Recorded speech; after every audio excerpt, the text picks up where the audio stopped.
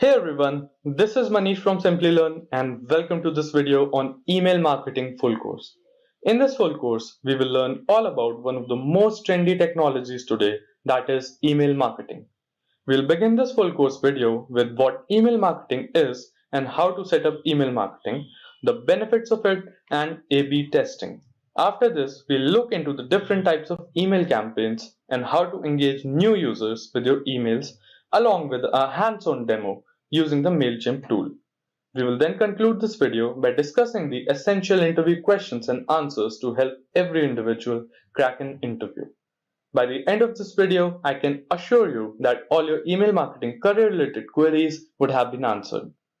For this training, with me, I have our experienced email marketing specialist, Rob and Rahul. Together, we will take you through the various topics of email marketing. So let's start with an exciting video on email marketing. But before we begin, make sure to subscribe to our YouTube channel and hit the bell icon to never miss an update from Simplilearn. Welcome everyone.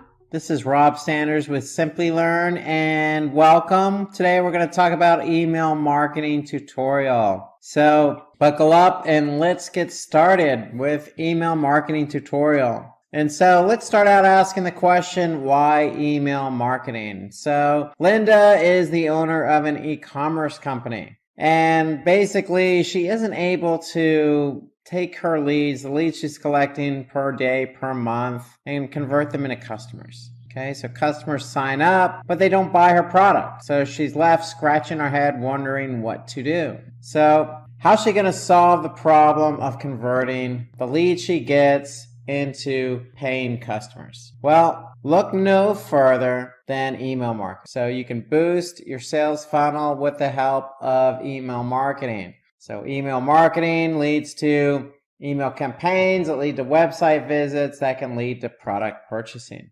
Email marketing is also it's a very good way to generate a high return on investment.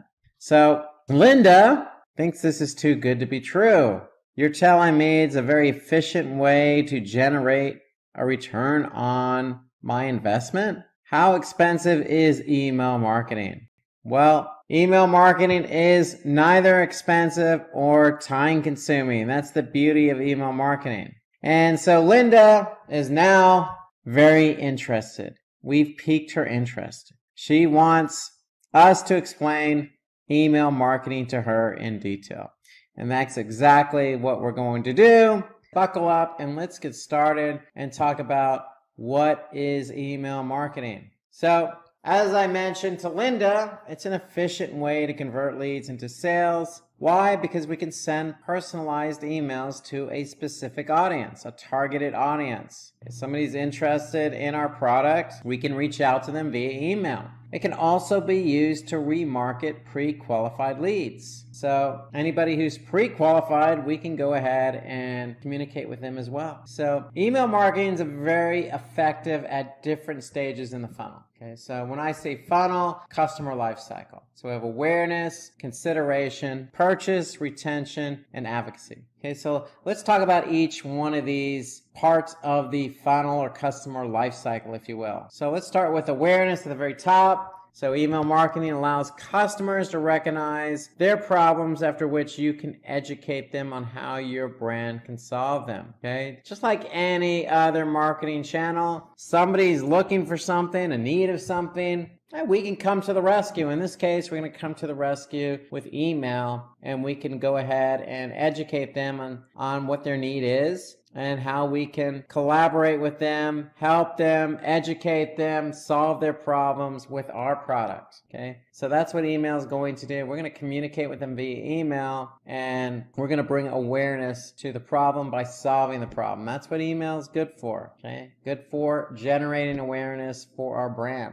For example, we can share a newsletter with our customers. So if we're running a cosmetics company, we can basically educate them on the 5 important skincare products that everyone should have. Okay, so we can get them to click on the call to action to learn more. So if somebody's having some skincare issues or not sure what products to buy, an email can cover that. Okay, the next step in the customer life cycle is consideration. So customers focused on searching for relevant products and compares the products with similar ones. Okay, so they're definitely looking, they're a little further in the process, they're educated, they know what they're looking for, so we can really hit them with the right email. We can send a relevant email to promote our product. Okay, discover that perfect moisturizer for your skin, that perfect skin moisturizer. Smooths, hydrates, and contains SPF 20. So we got the perfect product for that person who's further along the funnel and really is ready to purchase that product. So we can hit that person up with the perfect messaging. Let's talk about purchase, the next step in the life cycle. With purchase, we can send an email that encourages that customer to purchase our product by offering them something.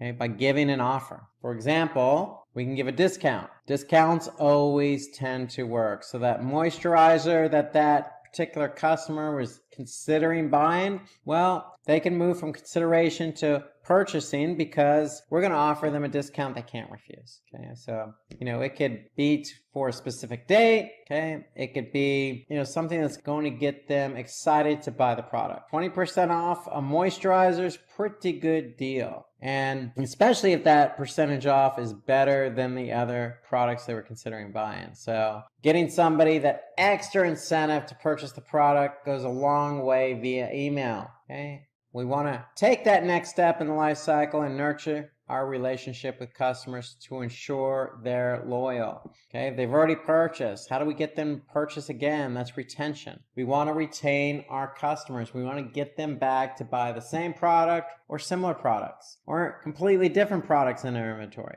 So what do? We're going to send an email. We're going to send an email to active customers. Okay, we're going to give them an offer just for them, exclusively just for them. In this example, we're going to give them a combo pack, a facial kit at just $39 and get a sunscreen worth $10 for free. Okay? So you can come up with all sorts of different combinations on offers. Key is the offer is exclusively just for those who you want to target and retain as customers. Because if you just get somebody to purchase once, it's not going to work. Those people have already taken that step in the relationship where they trust your product, they purchase your product. Now you want to go ahead and treat that customer special by giving them an exclusive offer. And then what we want to do is advocacy. Last step in that customer lifestyle. We want to convert that active customer into brand advocates. Okay, we want that customer to talk about our brand for us. We want them to promote it and talk about it with their friends. So for example, we want to send an email to those customers to promote our products.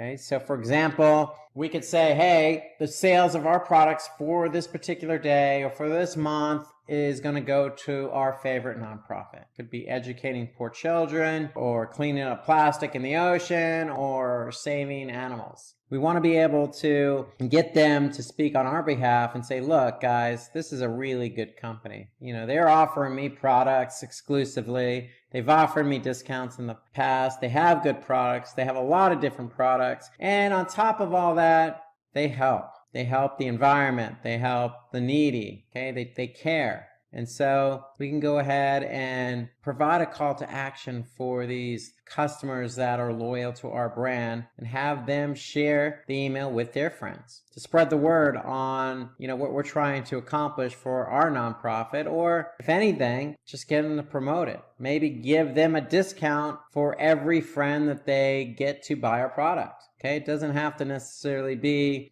just sharing with friends. It can be that extra incentive of giving them a discount if they do share with friends and their friends buy. Okay, so this is the customer life cycle and examples of different emails that you can use at every step along the way in the life cycle. So let's talk about email marketing setup. So email marketing setup, we have a series of steps that we need to go through in order to get our email set up to go ahead and send out to our target audience. And that first step is we want to identify that target audience and create segments. So if you've taken and listened to some of my webinars in the past about Google Analytics, about Google Ads, we talk about segmenting. So it's about targeting a specific audience. That's what segmenting is, taking a piece of the whole. So we don't want to email all users on our list, all customers. Maybe we want to target a specific segment. Okay, so we want to be able to identify that segment. Who is that segment? Is it somebody who, or is it a group of people, or, a partial list of our customers who purchased a specific product? I would say so, versus say our entire list of customers, because our entire list of customers can purchase a number of different products. And so by targeting a specific segment of our audience or our customer base, we can hone in on the message. So if they all have something in common, like they all bought that moisturizer, then we can go ahead and be specific with our messaging. Then we want to create campaigns and set an appropriate call to action. Okay, so what is it that we want to say to these people, this segment of users? Then once you create that campaign and set up the messaging and call to action, we want to test the email before we actually click send. This is a very important step. Test that email before we send. And then when we send the campaigns immediately, or we can schedule a time. So my advice here is always schedule a time. You want to be able to figure out the best time to send that email. And then once the email is sent, whenever that is, you want to be able to analyze performance. And there are some key metrics that you want to hone in on when we talk about email marketing. And some of those are open rates, click-through rates, okay, response rate. Okay, so we want to be able to hone in on certain key metrics when it comes to emails. So here's what we need to do. Create our list, add contacts to our list, create our campaign. Okay, we want to select the list, choose a format, modify the template, and then send the email campaign. So these are some basic checklists that you want to do. So let me give you an example and go to MailChimp. So if I'm in MailChimp, basically I'm going to create a campaign. Okay, so it's an email that I'm going to work with. And you can see with MailChimp, I have some examples here: regular, automated, plain text, or A/B test. I want to do a regular email. Hey, I'm just going to call it test, and I'm going to click begin. Okay, so we want to add our recipients. Who are we going to add? So we're going to choose our audience. Okay, so we're just going to choose a sample test for now. Okay, we can personalize the to field if we want. Okay, so what do we want to do? We want to call people by their first name, their last name, their first and last name, or we can customize it. Just go with first name to keep it a little bit personal. Okay. Then we have the subject line here. So it's all about messaging, right? So whoever we're targeting, we want to be able to add a message. So we're just going to say, and subject line is very key here. So you want to have a subject line that's really going to resonate with your audience. So whoever that segment audience is, we want to make sure that the subject line is going to resonate with them so that they can open up that email. Okay, so we'll just say, have any good day. We can make it better. Just as an example, something that's going to be attention grabbing, if you will. Okay. You can always tweak the subject line. In fact, my advice is always do A/B testing on the subject line, so you can do 2 different subject lines with one email to figure out which one has better open rates. And then with MailChimp, we can go ahead and design the content of our email. So we're going to click design email. Okay, we can select a template. We have some saved templates already, okay? Or we can go with a theme. So MailChimp has a lot of good offers. Now there's a lot of different email platforms out there. I particularly like MailChimp because of this very feature. They have a lot of good themes here, a lot of different layouts that you can use. Okay, so we're going to showcase that product. Okay, and that's the template we're going to use here. So here we go. We're going to showcase our product. We're going to add that photo of our product here. And we're going to go ahead and put some nice messaging in here with some nice call to action. We can put our logo up here for branding. Again, we can edit the content here. So based on that segmented list, in this example, for Linda's company, maybe she wants to target those folks who bought her moisturizer before, her face moisturizer, and she wants to retarget them. She wants to go ahead and say, hey, you guys have bought my product before. Check out this new face moisturizer that we have to offer.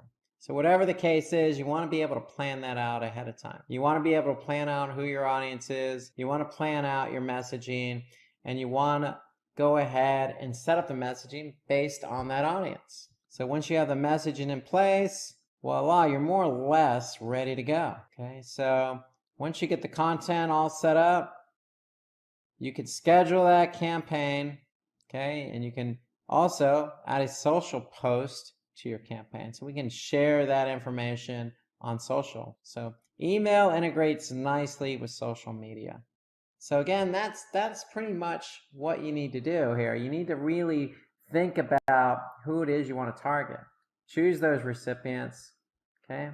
Customize it, make it personal.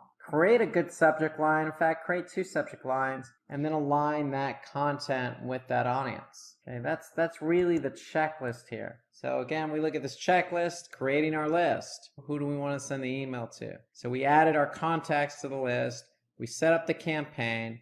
We selected the list. We chose the format. We modified it with a good subject line, with some good messaging, and then we're going to schedule that email campaign. So that's the checklist to go off of, okay? So remember, identify, target audience, and create segments. And then you create that campaign. And in our case, we did set an appropriate call to action.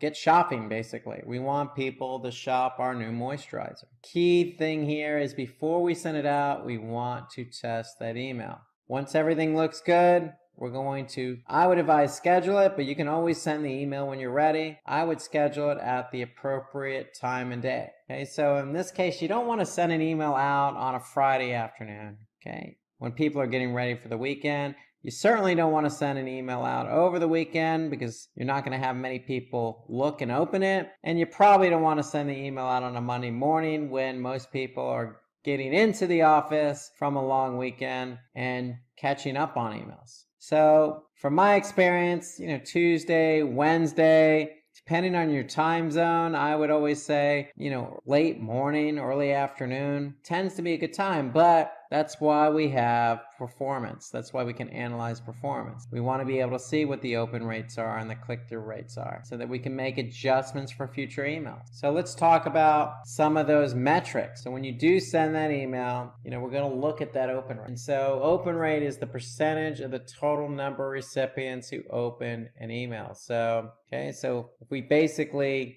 send it to X amount of people minus those emails that have bounced. So let's just say, we sent it to 102 people. Okay. For simplicity's sake, 2 of those emails bounced. Okay. So that means that we've had 100 net 100 emails that received the email. And let's just say 75 opened the email. Okay. We wrote such a good subject line that they opened it. Okay, that's 75%. That's a 75% open rate. And that's how you measure open rate. Click-through rate. Okay, so if they open it, we hope that they click on something. And so for all of those emails that were delivered, okay, in this case 100, how many actually did click on our call to action? So let's just say 75 opened it out of the 100. That's a 75% open rate, but of the 100 that actually were delivered, let's just say we had 25 that actually clicked on the call to action. And so that's 25%. Okay. And so you want to be able to measure not only who opens it, but who clicks on the call to action. So that's click-through rate for email marketing. And then response rate. So it's the percentage of the total recipients who clicked on a link of your email campaign and actually completed the action. So in our example, we're trying to get people to click on the shopping call to action and get them to purchase. So we sent 100 emails, and of the 25 who actually clicked, we had 10 who actually took action and purchased. So 10 divided by 100 is 10%. So you have open rate, click-through rate, and response rate. Those are some key metrics for email marketing. Okay, the first step is you got to get people to open it. That's where the subject line is so important. Click-through rate, that's where the messaging and call to action is so important. We want to get people to click on that call to action. And then the response rate, we want them to buy. So those are our 3 key metrics related to email marketing. So let's take a look at an example. If we go back to our email marketing platform, MailChimp in this example, we're going to take a look at some reports. So most email marketing platforms have reporting functionality built in. And so in this case, what we want to do is we want to be able to take a look at the open rate, click-through rates of the emails that have been sent out previously. So here we could see our April email, coupon versus tools promo. Okay, so we've had basically, opens and clicks. So 14% open rate, 1.4% click-through rate. Okay. So the March email that went out did a little bit better, 19% open, 2.5% on the click-through rate. So here we could see how many people actually were sent, how many opened it, and how many clicked. So this is MailChimp, makes it very easy for us to measure open and click rates. And then we can measure by revenue as well based on the campaign. So that's measuring the response rate. So it's all built in. So most email marketing platforms have open rate and click rate already built into the functionality, so you can measure those two metrics against any email. So let's talk about the benefits of email marketing. So what are some of the benefits? Well, we already mentioned to Linda that it's cost effective. It's time saving, real-time marketing, less intrusive, builds credibility, increases visibility and brand awareness, and it's an easy way to track ROI. These are all the benefits for email marketing. We're going to go talk about some of these now. So basically, when we talk about cost effective, some email marketing platforms charge based on the number of users who you send the email to. Time saving, well, you saw how quick it took me to set up that email campaign. The key is figuring out who you want to send it to. When we talk about real-time marketing, we're sending this email out basically in real time, trying to meet our customers' needs at the right time. It's less intrusive because we can customize the emails. Okay, we can, as you saw, I can put first name in there to make it more personal. So when something's more personal, it's less intrusive, especially if it's a segment that already knows your brand. Okay, builds credibility. Hey, we gain credibility when we offer exclusive offers to repeat customers or, try and build advocacy by working with nonprofits. Okay, it increases visibility and brand awareness. Why? Because, we could send our email out to a large group of people, and that's a good way to generate brand awareness. And as you saw, we can easily measure, not only open rates, click rates, but ROI. So how many people from that email went on and purchased? So we can measure that. It's very easy to measure email. So let's move into A/B testing. So A/B testing is key to email marketing. So in email marketing, gaining high open rates and click-through rates will result in more website visitors and sales. Okay. In theory, that's what's supposed to happen. We get more opens, we get more people to click. We get more people to click, we're going to get more people to purchase. Okay? But it's not as easy as it sounds. So how do we make that possible? Well, we're going to do that via A/B testing. I've already mentioned it when I set up my example campaign in MailChimp. I stressed that we need to have 2 subject lines go out per email. Okay. So before I stress that again, let me just reiterate what A/B testing is. And A/B testing is a method to analyze which of the 2 email campaign strategies is most effective in terms of high open rates and click rates. Okay. So in this case, in A/B testing, you can send out 2 emails. You can send out 2 subject lines. You can send out 2 call to actions. You're just really what you're doing is you're testing one against the other. That's what A/B testing is. And so in my example, I talked about that subject line. So for better results, A/B testing can be done with the subject line. It can also be done with the email content. So the subject line impacts the open rate. Okay, so I wrote a subject line. I don't even know how that subject line is going to perform. But if I write a second subject line, then I'll be able to basically give myself a better chance of getting a better open rate because I'm offering up 2 different subject lines. Likewise for email content. So the subject line and email content are the most important elements. So we want to be able to test them. If they're interesting, intriguing, attention grabbing, then it's gonna, in the case of subject lines, result in open rates. If the content itself is interesting, engaging, a good offer, good call to action, then the click rates are going to be increased. So we want to be able to serve up variations for our audience. So we want to consider an example of an A/B test where Linda has set up 2 variations of the email campaign as an example. So she's going to send 2 different subject lines to test which one generates more open rates, because that's what subject line A/B testing is going to do. One of them is going to have a higher open rate. Okay? So in our example here, Linda sends version A of the email to 50% of the recipients with the subject line, 3 important strategies to increase your open rate. Well, version B, which is sent to the other 50%, has the subject line, 3 important strategies to increase your open rate. So the only difference here is 3 and 3, the number 3 spelled out. Well, because she sent out 2 different subject lines, she's going to now be able to measure the success of that A/B test. Okay. And it just so happens version A has a higher open rate. Numbers always tend to work in subject lines, by the way. So Linda sends version A of the email to 50% of the recipients. Okay, $80 today, but $90 tomorrow.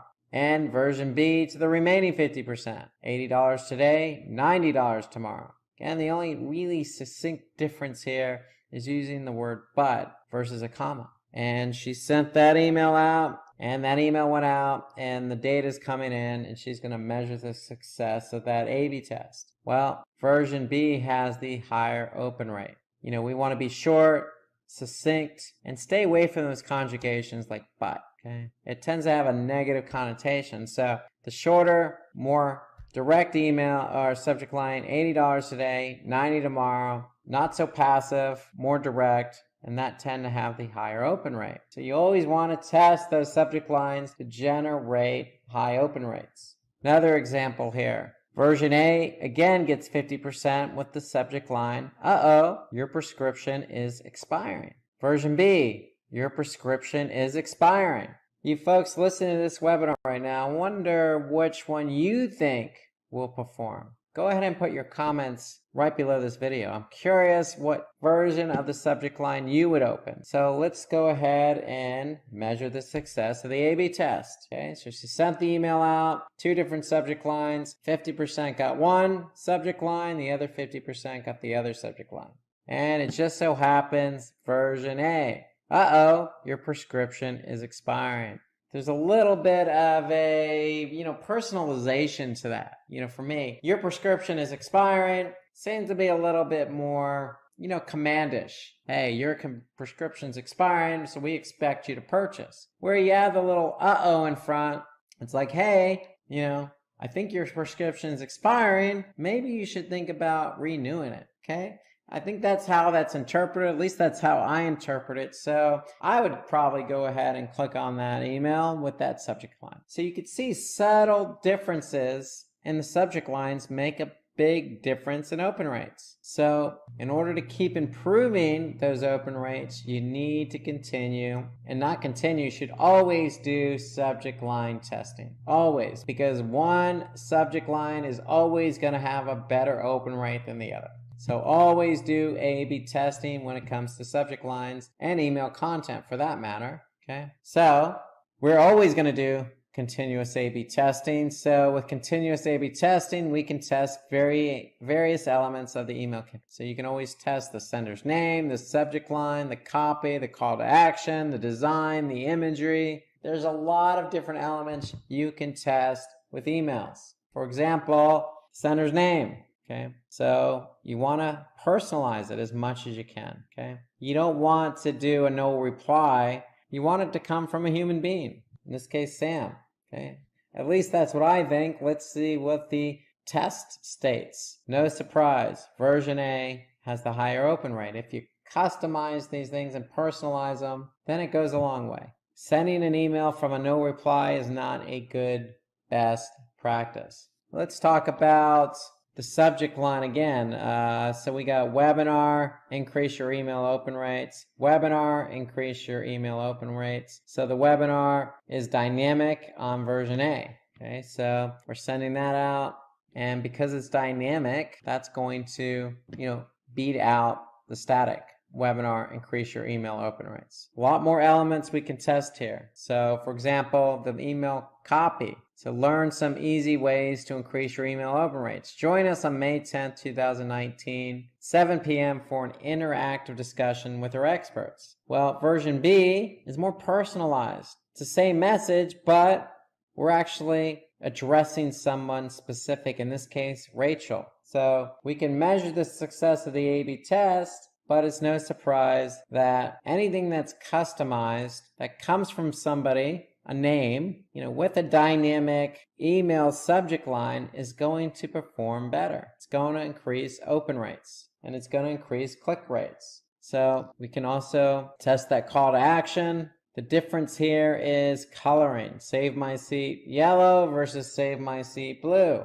Again, go ahead and play along here. If you're watching this, go ahead and add a comment and just see if you're right. Do you think it's blue or you think it's yellow on the call to action? Color does go a long way in email marketing. So let's measure the success of this A/B test, and it just so happens yellow is going to perform better. Why does yellow perform better than blue? Well, it's more positive. Plus, it kind of resonates a little bit stronger and easier. Okay, it stands out a little bit better. It's not as pastel-y and dull as this shade of blue we're using. So you can see here, we're testing every bit of the elements of the email. Anything from the from to the subject line to the message to the call to action. And so at the end of the day, you want to be able to send out the best email that's going to give you the best results. So we're going to send that out, the entirety of the email, and we could see version A looks a lot better. And why does version A look a lot better in this example? Because look at the font size is a little bit bigger. Version B, font size smaller, harder to read. That's another thing you can test. Larger fonts tend to do a little bit better. Now, you don't want to go overboard and have them, 48 points or 50 points or plus. 14 versus 12 goes a long way. We can continue testing. We can test imagery. You can see here we have a hand aligned with the call to action. They just look different. That's all. Version A has one type of hand. Version B has the other type of hand aligned with the call to action. Let's go ahead and send out that test and see what works. Well, version B works. Why? The hand stands out a little bit more clear. It doesn't blend in with the call to action. So you can see we're testing different elements here, and we're always improving and adding to what's working. So we started out with a no reply versus somebody's name. Then we moved to a subject line. Then we moved to personalization. Then we moved to call to action. Then we moved to an increased font, meaning the design. And then we're adding imagery. So we're constantly improving the email with each test. Eventually, you're going to get to a point where, the email is going to be good, and you're going to just continue to test different options on it to continue to increase open rates, click rates, and response rates. Final output looks like this. Again, that personalized email response from Sam versus no reply. We got a nice dynamic subject line. We got a personalized email to Rachel with larger font. Okay, we got a nice call to action that stands out with a nice image to accompany that. So we've tested all these different elements. This is the best combination based on everything we tested. So when we get that email to go, this is what it's going to look like in the future. But guess what? We're not going to stop testing. So we can continue to test those subject lines, continue to test the messaging, continue to test the email design, continue to test different call to actions, continue to test different images. You're never going to stop testing with email marketing. Okay, so let's switch over to how to optimize the subject line. Subject line is such a key component to email marketing. So as we showed you in the last segment, we tested a subject line and we used a number. The number 3 versus 3 spelled out. Just so happens that numbers tend to do a little bit better. They're shorter, easier to read, and they resonate better. So include a number in your subject line. You can include an emoji in your subject line. And emails come a long way. Emojis aren't just social media based. You can use emojis in subject lines. I'd highly recommend it. I just sent out an email last month with a subject line about, spring showers bring May flowers. And guess what emoji I had in that subject line? a flower. Okay, it may sound cheesy, but it goes a long way. So according to Experian, subject lines with emojis can increase open rates by 45%. People resonate with emojis, especially if they're positive emojis. Okay, so we want to personalize those subject lines for better open rate. Okay, when I say personalize, don't be so stale. Remember that subject line we tested, uh-oh? Just putting uh-oh in there made it sound like we actually cared. It was a little bit personal. It wasn't so personal, we weren't addressing a specific person, but one little word goes a long way in a subject line. Because when people get emails and they read emails, and a lot of people are inundated with emails, the subject line is what they're reading first. And just by personalizing it, adding a number, adding an emoji, and just making it positive and easier to read, they're likely to open that email. So personalized email messages can improve click-through rate and open rates as well. So you want to personalize your email as much as you can, whether that be from the from field to putting that person's name in the salutation. So personalized subject lines have been found to increase open rates by up to 50%. So don't come across as spammy, come across as you know who your audience is and you're talking to them. And then you will want to prefer title case subject lines. So title case subject lines. For example, when I say title case, Game of Thrones is my favorite show. Every initial letter in that title is capitalized. Okay, you can go with the sentence case. Game of Thrones is my favorite show. It doesn't stand out as much. Of course, if you go with lowercase, it definitely doesn't stand out. It looks illiterate, and somebody's probably not going to open it. So you always go with that title case. Every initial letter gets capitalized. So how to optimize that subject line? Well, watch the length of your subject line. You want to be conscious of character counts. So 17 to 24 characters. You want to keep it short, succinct, and to the point, but personalized with an emoji, with initial caps on each word to make it stand out. But you have to do that within 17 and 24 characters. So according to Campaign Monitor, the ideal length of a subject line is up to 24 characters, and they're more likely to boost those email rates. Okay, so keep it short, but make it impactful, make it personalized like I mentioned before. If you get too long, then it may get cut off and it may not have the same impact as something shorter. So that's why we always recommend keeping it up to about 24 characters. Okay, if you go over by a couple characters, not the end of the world, but try and stay within that range. Develop a sense of urgency. Okay, so when we say sense of urgency, we mean sense of urgency, meaning if that coupon's going to expire, you want to let people know it's going to expire that day or the next day or within a few days. Okay, so you can use things like hurry up or limited offer or limited stock or offer expires on. Okay, so add a bit of sense of urgency. I mean, sky's not falling here, but if that coupon's expiring at the end of the week, you probably want to mention something to the effect of, hey, offer's expiring or hurry up. Choose from over 300 in-demand skills and get access to 1,000 plus hours of video content for free. Visit SkillUp by Simplilearn. Click on the link in the description to know more.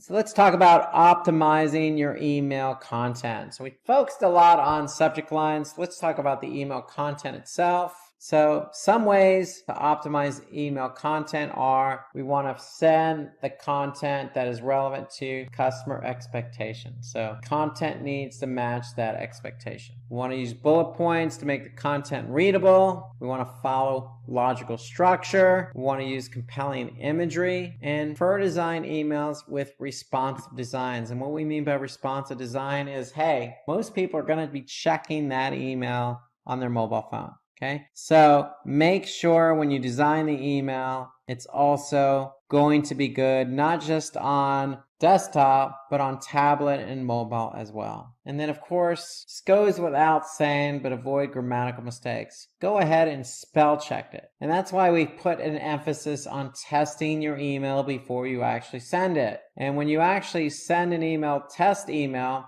don't send it to yourself. Send it to colleagues, send it to another group, a fresh set of eyes that is going to be able to pick out that misspelled word that you overlooked. So I can't stress the sending of the test email because it's going to be able to, in a way, ensure that you're doing everything on this list. In addition to grammatical mistakes, the person who's receiving your test email, your colleague at work, may be looking at that email on their mobile phone. And if it doesn't look good to them, they're going to let you know. Some other ways to optimize email content: personalization. So we did that on the A/B testing. You always want to personalize it. Question is, hey, do I use first name? Do I use first and last name? Well, guess what? You can test that, but you want to personalize it. Okay, you want to choose the right fonts and colors for your email. So when we were going through some examples on testing, I always tend to go a little bit larger on the font, but you could play around with it. I don't think you should probably use white lettering on a black background. That just is not very good or best practice, but go ahead and try it if you want. Okay, you can always play around and test these, but you want to choose something that's really going to resonate with the recipient of the email. Okay, you want to build a rapport with customers by sharing insights they value. For example, the beginning of this webinar, we talked about advocacy. We talked about, sharing with them some of the nonprofits that we work with as a company. Okay, if we have a cosmetics company and we have different products like moisturizers and facial creams, we may want to state that, hey, we don't use any animals in the testing of these products. We're pro-animal. We're not going to use animals in the testing of our products.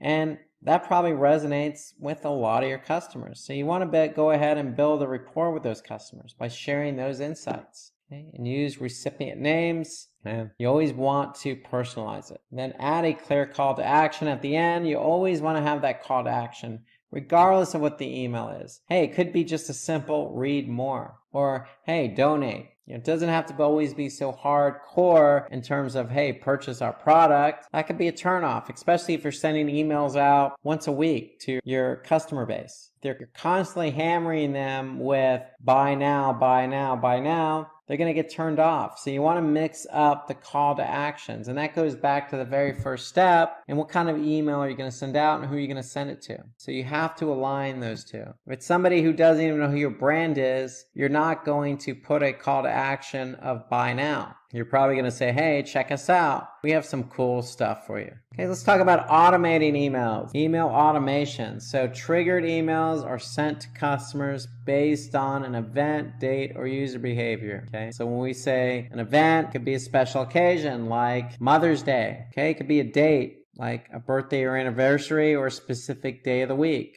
Can also be based on user behavior. A good example of user behavior are those who abandon the cart. You can trigger an email. In fact, MailChimp has remarketing functionality. So with MailChimp, hey, if somebody abandons our cart, we can have an email triggered. And we could send an email, a nice email that says, hey, we noticed you didn't finish purchasing our product. And I'm not sure what happened, but hey, here's another 10% off. Or you can always just make product recommendations as well. But you want to react to user behavior and use emails to your advantage for that. So you want to be cognizant of different occasions. You want to be cognizant of special events, holidays, etc., and user behavior. So these types of emails can be automated because you know when they might happen or that they are probably going to happen. So autoresponder emails are sent at frequent intervals based on the behavior of subscribers. So for example, if somebody purchases something, then you're going to get an email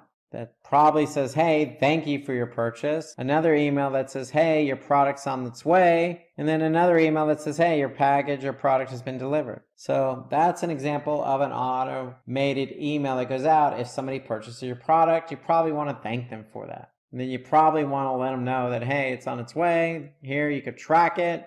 And then again, you want to confirm that it's been delivered, but thank them again. So that's an example of an automated email that goes out. Okay, let's talk about types of email campaigns. So we have different types of email campaigns. And the first is a newsletter. So with email newsletters, subscribers are connected and informed about product updates. So it doesn't necessarily have to be a product they buy. It could be a product they subscribe to, like software. Okay, you always want to be able to send out that newsletter to let them know what's going on with your product? Are there upcoming product updates ahead? Is there one that just happened? Is there a webinar that discusses the new product update? So that's what the newsletter is going to do, inform the end user about the update. So how to optimize. Okay, so you stack your email content, create a compelling header, share different variety of useful content like videos, articles, etc. with those recipients, and then follow a consistent schedule. So that's how you handle a newsletter. You should always create a compelling header, but if you're going to send out a newsletter, make sure you support it with some good information, like a video that they can go watch, or an article that will follow up on what you put in the email,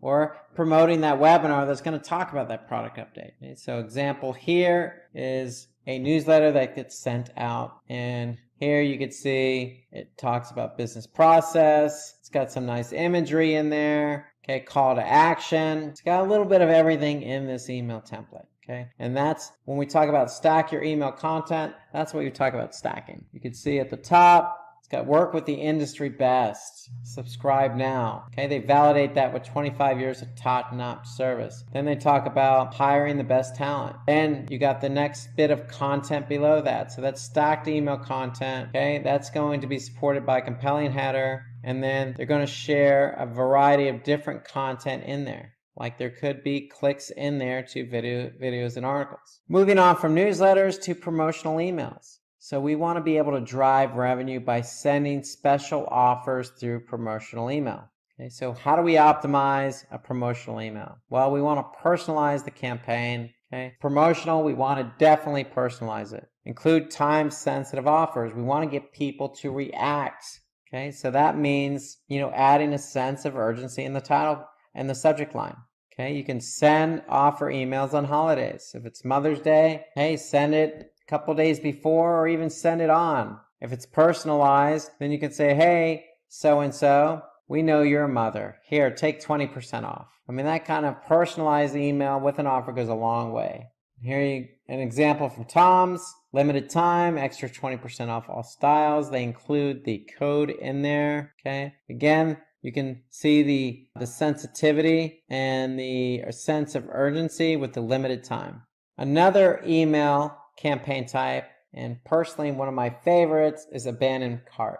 So abandoned cart emails. I like working with abandoned cart emails because, we want people to purchase. And as much as you try on your email marketing campaign to drive traffic to the website, and as hard as the website works to get people to convert through the shopping cart, it's never going to be 100%. And so abandoned cart emails give us that extra incentive to get that person back to the shopping cart to purchase. Okay, so these emails are shared with customers who have added product to their cart but didn't finish through the checkout process. In other words, they didn't purchase the product. So it's an effective way of sales recovery. It gives us another opportunity to reach out to that person who just is almost there but not quite ready to finish the purchase. So what are we going to do? We're going to send out an email for those that abandon their cart. And we're going to use a simple abandoned cart email template. Okay, you want to be simple here. You don't want to get complicated. We're trying to make this easy for them to finish purchasing the product. So we want to definitely personalize it. Okay, we want to send a series of email reminders. Okay, in your email reminder, add a product image. So as customized as it could be even the product image of what they've abandoned. And that's the best practice. So if it's that facial moisturizer that Linda's trying to promote and she can't quite get enough people to finish purchasing the product, they're abandoning the cart, well, she can certainly send out the abandoned cart email. Okay, so for example, you want to personalize it. Hey, you forgot to complete your order. You left something in your cart. Can we help? Email 2. Hi there, so-and-so. Items in your shopping cart are selling out quickly. It's a gentle reminder. Okay, so come across a little bit different here. Okay, email 3. Hey, so-and-so, 20% off on your cart, valid until so-and-so. Offer on your favorite product. So the first email that went out in the series of emails, it's, hey, you forgot something. Hey, is there anything we can do to help you complete the product purchase? Email 2 is just that gentle reminder. Hey, we're selling out quickly. You might want to purchase that product. And email 3 is to really help them along by saying, hey, here's 20% off, valid until so-and-so. So it's just a small series of emails that go out, try and get somebody back into the shopping cart. Okay, let's talk about re-engagement campaign. So in a re-engagement campaign, it's a series of emails sent to inactive email subscribers. So what it does is it boosts engagement and helps to maintain a high inbox placement ratio. Inbox placement ratio. So we want to be able to make sure that we're getting people back on our subscriber list. So how are we going to optimize for something like this? This is, these are difficult type of email campaigns. We're trying to re-engage with people who are inactive. So we want gamification to re-engage subscribers, or we want to prefer subject lines like, hey, we've been missing you, or did we do something wrong? Okay, we can run a poll or competition to re-engage with our subscribers. So for example, hey, we'd hate to miss your birthday. Go ahead and update your account. This is a Starbucks email. So we'd hate to miss your birthday. So it's that, message of missing you. You can always soften or sweeten the deal with an offer as well. So that brings us to how to engage with new subscribers. So we just talked about re-engaging with inactive. We want to talk about engaging with new subscribers. So how to engage with new subscribers? Well, thank your subscribers for joining. Okay, create clear and compelling subject lines. That is a must regardless of what type of email you send out. You always want to send out that compelling subject line. Okay, notice the good examples within 17 to 24 characters. Know the ideal time to message. Okay, again, sending it out on the weekend's not going to work. Okay, sending it out during the weekday, in the morning, mid-morning, sometimes in the afternoon works. It really depends on who your audience is. But weekends probably aren't going to work. Okay, avoid the no reply sender name. Again, personalize it. You're either Sam or Rob or so-and-so, Sally. Let them know that the email's coming from a real person. Okay, because if it doesn't come from a real person, most people aren't going to respond. Okay, we want to let our subscribers know the privacy policy. So we want to let them know that we abide by a privacy policy. Okay, that's, getting, straight with people who are new. They don't know your brand. They don't know your privacy policy. They don't want to get spammed, in other words. So putting that out there makes you more transparent and trustworthy.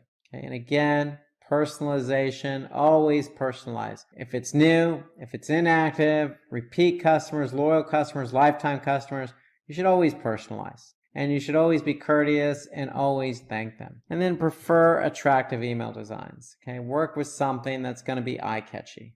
And then most important is include an unsubscribe link. I can't tell you how annoying it is to get an email and not have the unsubscribe link there. That makes me want to unsubscribe.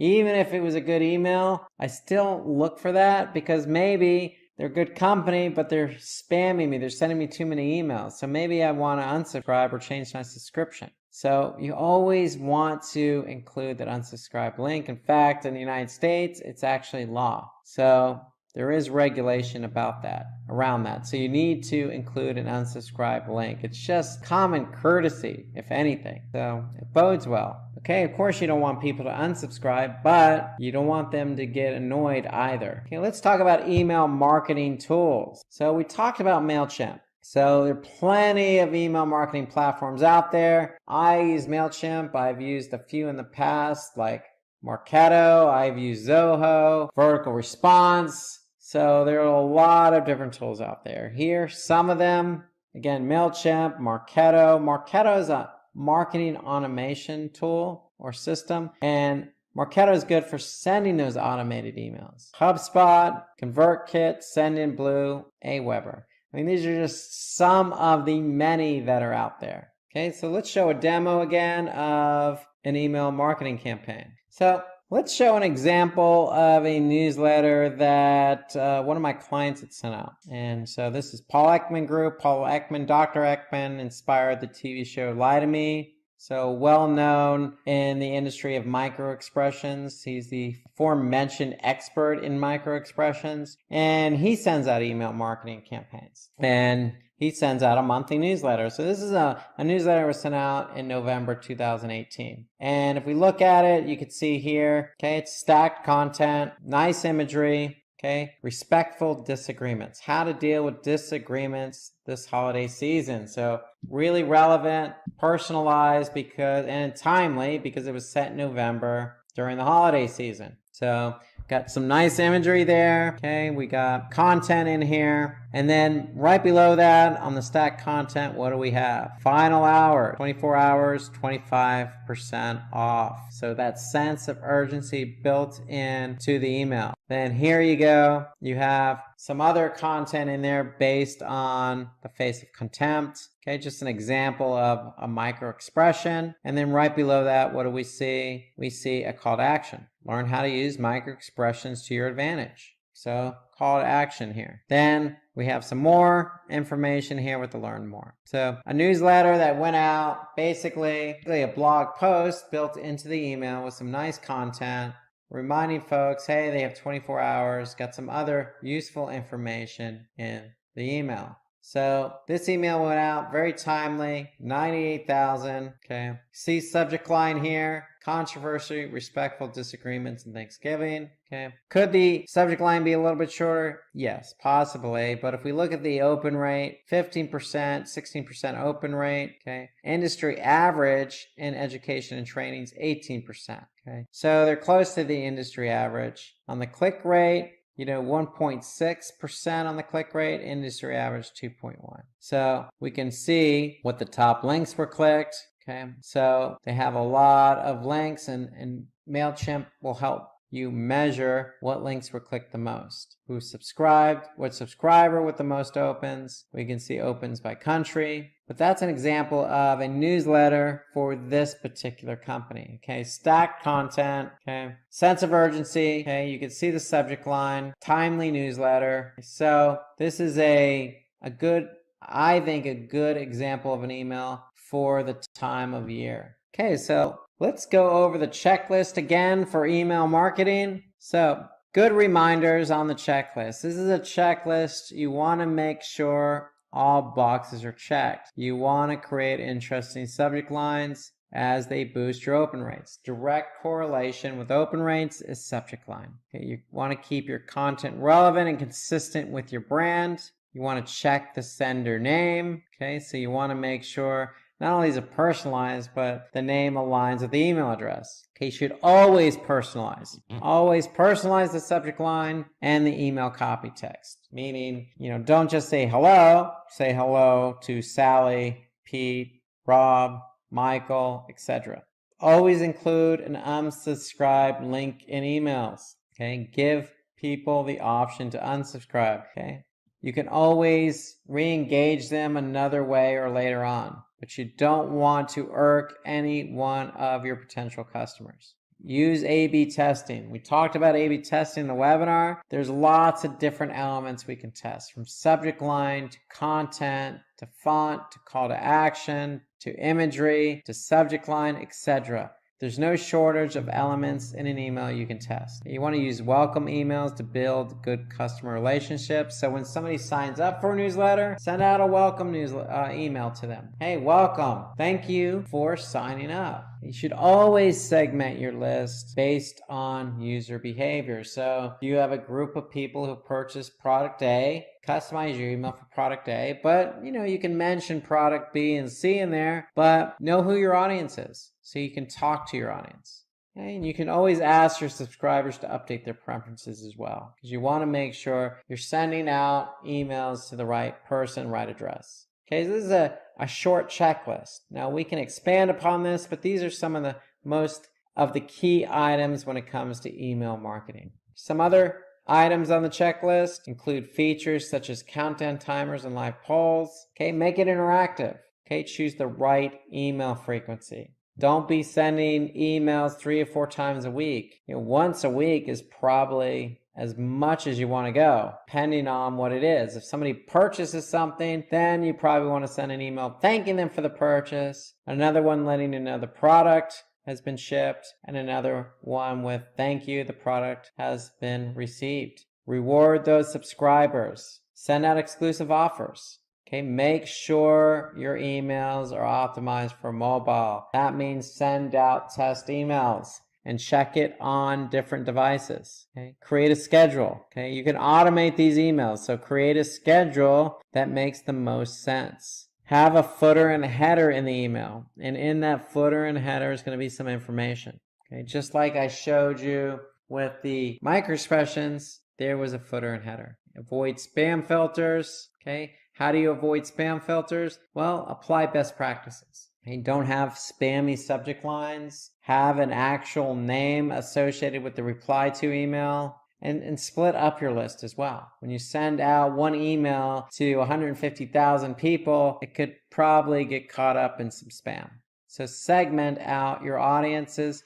Keep your audience list short so that your messaging can be specific to the audience. That's going to help avoid spam. And then, of course, you always want to measure and analyze results. So remember, a lot of these email marketing platforms have the results built in, especially open rates and click rates. We're going to talk about MailChimp. So we're going to go through the features and benefits of using MailChimp as your email content platform. So buckle up and let's get started with MailChimp. So the first thing you need to do is sign up for an account with MailChimp. And that's simply just providing an email address, an ID, and a password. And I recommend when you actually sign up for an account, you sign up with the free plan first. And let's take a look at what the plan features are for MailChimp. So I'm recommending the free plan, but when you actually sign up, you have the option to actually pay for a plan. So you have the essential, the standard, the premium, or the free. And so I recommend you go with the free version first. It's like buying a car. You want to test drive it out, see if you like it, see if you like the features and benefits. And you can see here that with the free plan, you get a lot of features and benefits. So you get all the basics for businesses that are just getting started. So if you're just getting started with email marketing, I would recommend the free plan here because you have a 2,000 contact maximum. So that means you can send out an email to your 2,000 recipients free of charge. So not a bad deal for businesses who are starting out. I mean, if you are prepared, you've used MailChimp before, then go ahead and sign up for one of the paid versions. Each version has a different set of standards, a different set of features and benefits. From the essential all the way up to the premium, where you're going to get advanced features and more customization. But that's $299 a month. So if you're not prepared to pay that amount, then my recommendation, start with that free plan. Now, when you actually do set up your account, you're just going to, again, provide a ID, email address, and password. You're going to go through a couple of steps. And one of these steps that I would recommend you do right away is connect to your Facebook and Twitter accounts. So if you already have a Facebook and Twitter account, very simple. All you're doing is authorizing MailChimp to connect to the account. And the reason for that is when you actually connect your Twitter, Facebook account, you'll be able to then,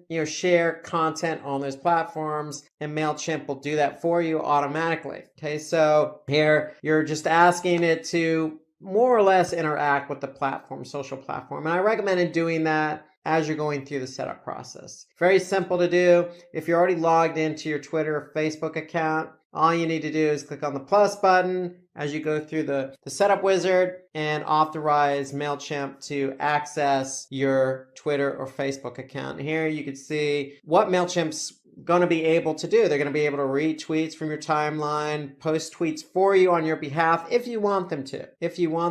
You're going to allow MailChimp to see, create, and manage your advertising data, including the campaigns and audiences. And the reason for this is you may want to integrate your email marketing efforts with your social media efforts. And the great thing about MailChimp is, hey, look, if you want to post content on these platforms, you'll be able to. If you want to leverage other benefits from Facebook and Twitter and integrate them with MailChimp, you'll be able to. So having these two platforms, in the case of Facebook and Twitter, talk to MailChimp is a positive, because then you'll be able to do a little bit more, get your message out there a little bit more. So I highly recommend you take this as a necessary step when you're going through the setup. Now it's optional, you don't have to, but I recommend it. Now when you're actually setting up your account, you're going to be asked to, design a template. Okay, so you could pick a template. Just by default, you could pick one just to get the account going, but you can always go back and add or change out the template. So here you can see I'm in the setup wizard, but I arbitrarily just chose a template. I can go back and choose some of the templates that are available to me. Now, again, you can create your own template if you want to. Okay, so you just click create template and you'll be, asked to choose kind of a, template that you can pretty much change and customize. So if you're thinking about sending out an email with an announcement, then that's the type of template you want to choose. And so here, now you can see we have a logo. We can change the announcement here. We can add photos, etc. So if I want to add my logo, I'm just going to go up to this top portion here, click that little pencil icon that'll allow me to edit. Here you can see it's the default logo. I don't really have a logo, so I can say replace it. I can also link to it. And here you can see in the content studio of MailChimp, I don't have any images to choose from, so I'm going to go ahead and upload one. And I'm going to go ahead and upload my logo that I've had on my desktop. Okay, so it's going to upload, and now I can select that and insert it. So now I have my logo as part of my template here. And you can also see you can add some styling here to this header part, so I can add a nice border around that. Okay, so I can align it center. I can go edge to edge. Okay, so I can customize the image in this particular template here. So I'm just going to click save and close. Now I'm ready to move on to the next part, which is just click on edit. I want to make an announcement. Okay, share your big news. Okay, we are having a launch party. Okay, so here you can see, again, just in this template, these quote-unquote announcement template, I'm able to just make changes to each section. Now I'm in the section of the announcement part where I can now customize the text. And you can see I can bold it. I can choose a different font, go Arial. I can choose the size. You can make it smaller, larger. Pretty easy to use. I could, again, style it with a different color. And so I can make multiple columns here if I want to. So there's a lot you can do just in this one section as well. So let's go ahead and just do one more thing here. Let's maybe color it or something. I mean, you can see I can add a link. Let's go ahead and make it blue. That's the background. So I want to change the background. So I'm just going to click Control Z. I'll change the color of the font itself. There you go. Very simple and easy to use. Now I can add photos here if I want to. So let's go ahead and edit this bottom part here. So I'm going to click again the edit icon. Okay, so here you can see I have 3 images in the template. I'm going to go ahead and add to that. So here I can go ahead and upload some files. So I have some files waiting for me on my desktop. I'm just going to go ahead and add them and upload them to the Content Studio. And now that I've uploaded them, I can select one of them to insert. Okay, now I'm going to go here, insert the second one. And now I'm going to grab the third one and insert that in its place. Here you can see now I can go ahead and, style each one of these if I want to. Okay, I can add a border again. Okay, I can go ahead and do rounded corners. Okay, settings. You can see how I can set it up this so they're all vertical. I can do this. So I have a lot of flexibility in what I add to these particular, templates. Okay, this is again just the announcement template. And so now I'm going to click save and close. And here you can see I can add some other things to it if I wanted to. I can play around with the design and header. And once I'm done, really, if I'm happy with my email, I can just close it out and I'm done. So what I could do now is when you're done with this template, you can just preview and test it. So I could send a test email or enter preview mode. So if I enter preview mode, this is what the template I chose is going to look like if I happen to send it out. Okay, so this is what it looks like on desktop. This is what it looks like on mobile. And if I go inbox preview, I'll need to upgrade my account because I'm on the free version. So, but I could certainly see what it looks like on mobile and desktop. So I'm just going to click out of that. And this is a template. And so I can go back and edit this anytime I want. So when I'm done, I'm just going to go ahead and click the MailChimp icon in the upper left. It's going to ask me to name my template. So I'm going to name this the announcement template. I'm going to click save. And now it's in my templates. So I am free to use this template anytime I'm ready to send an email. Okay. And again, you saw how easy it was to make a change in the template itself. So when I'm ready to use the template, I can just go ahead and grab it. Okay. And again, I can go ahead and style it and design it any way I want. So you have different sections of the page that you can style. And here you got, mobile style designs if you wanted to. Now, if you wanted to in the template, if I want to duplicate the whole block, I can duplicate that whole block and you can see it just copied it, or I can just get rid of it. It's a very easily to use WYSIWYG, if you will, or interface. It allows, MailChimp allows from some easy, functionality, easy features to go ahead and manipulate and change to your liking. Okay, so again, I'm working with a template here. So anytime I'm ready to use that template for an email, I can go in and start using it. Okay, and if I go to templates, again, I'm going to find my template here. I can always edit it. I can always share it. I can always preview it. I can replicate it. And that's the important thing. So if I replicate it, I'm basically creating a copy of it. Okay, so I just created a copy. So now if I wanted to create or change the copy of it, I can do that. So if I don't like this whole block, I can just delete it. And now that I'm done, I can rename this. I'm just going to say announcement template V2. So now it's been renamed. And now I have two templates just simply by choosing one and replicating it. So again, if I go back to templates here I go, I have my two templates. And I can store these in a folder. So I'm going to add a folder. I'm going to call it announcements. And I'm going to add the folder. And that's it. So now I can store these in the folder. So you can organize all your templates in different folders if you want to. So I'm going to take these two templates here, move them to my announcements folder, and there you go. They're in the announcements folder. So if you're going to create multiple templates, then I would recommend you go ahead and organize it. Create folders, and set up as many folders as you want and need. It's because you're going to probably have different templates for different occasions. Depends on what type of email you're sending out. So I just chose arbitrarily an announcement type email. So now if I go back to create templates, okay, you can see again, let's go through some of these others. Again, I just chose make an announcement. You can tell a story, follow up, educate. You got all sorts of different templates that you could choose. All sorts. And here you got some themes. So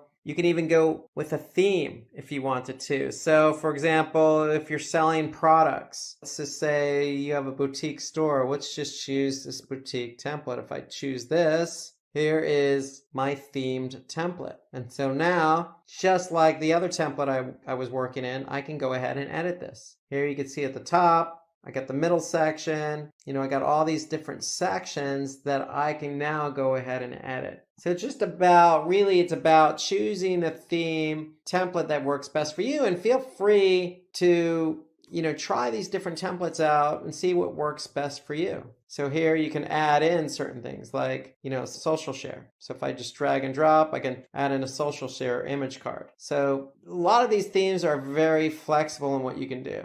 Terms of the design, in terms of the content. So again, if you go back, and I'm going to cancel and not save this temp. Well, let's save it. We'll call it boutique. We may use it again in the future. So I'm going to go ahead and click save. And now it's a template. It's going to be located in templates. And again, if you always want to access templates, just go to templates. You'll see the templates that you already have created and edited. So you can edit them always just by clicking the edit button. Now that's, again, if you want to create a new template, just click on the create new template call to action.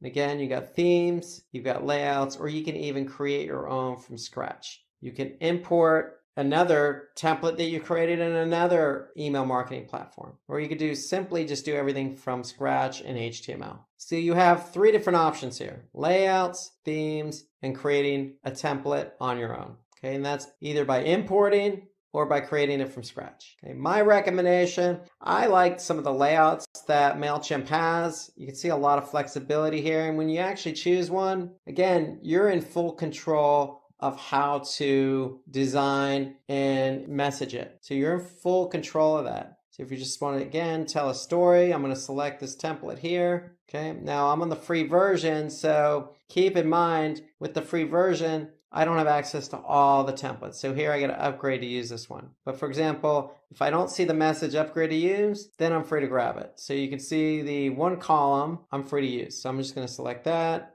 And now I have this template available to me. So again, I'm free to edit this one as I see fit. I mean, I can go ahead and again, drop in any one of these elements that are available to me here. I'm going to drop in my social block. Okay, so here you can see I can now customize my social block. If I want to add in another platform, I can do that, social media platform. Click save and close. So you can see they're very customizable. All of these themes and layouts are very customizable. And again, when you're done, it's just a matter of you can preview it or test it. You can enter preview mode or you can send yourself a test email. Okay, so if you send yourself a test email, you can actually see how it looks when it comes in. So let's go ahead and do that here. So I'm just going to send myself a test email and the email's been sent. So let's go check our inbox. So here is the email that I just created from the theme. You can see here, all I did simply when I edited, I just dropped in my social block in here. So this is what the email looks like. And the great thing about MailChimp is they have an option that you can view the email in a browser if you can't or don't want to look at it in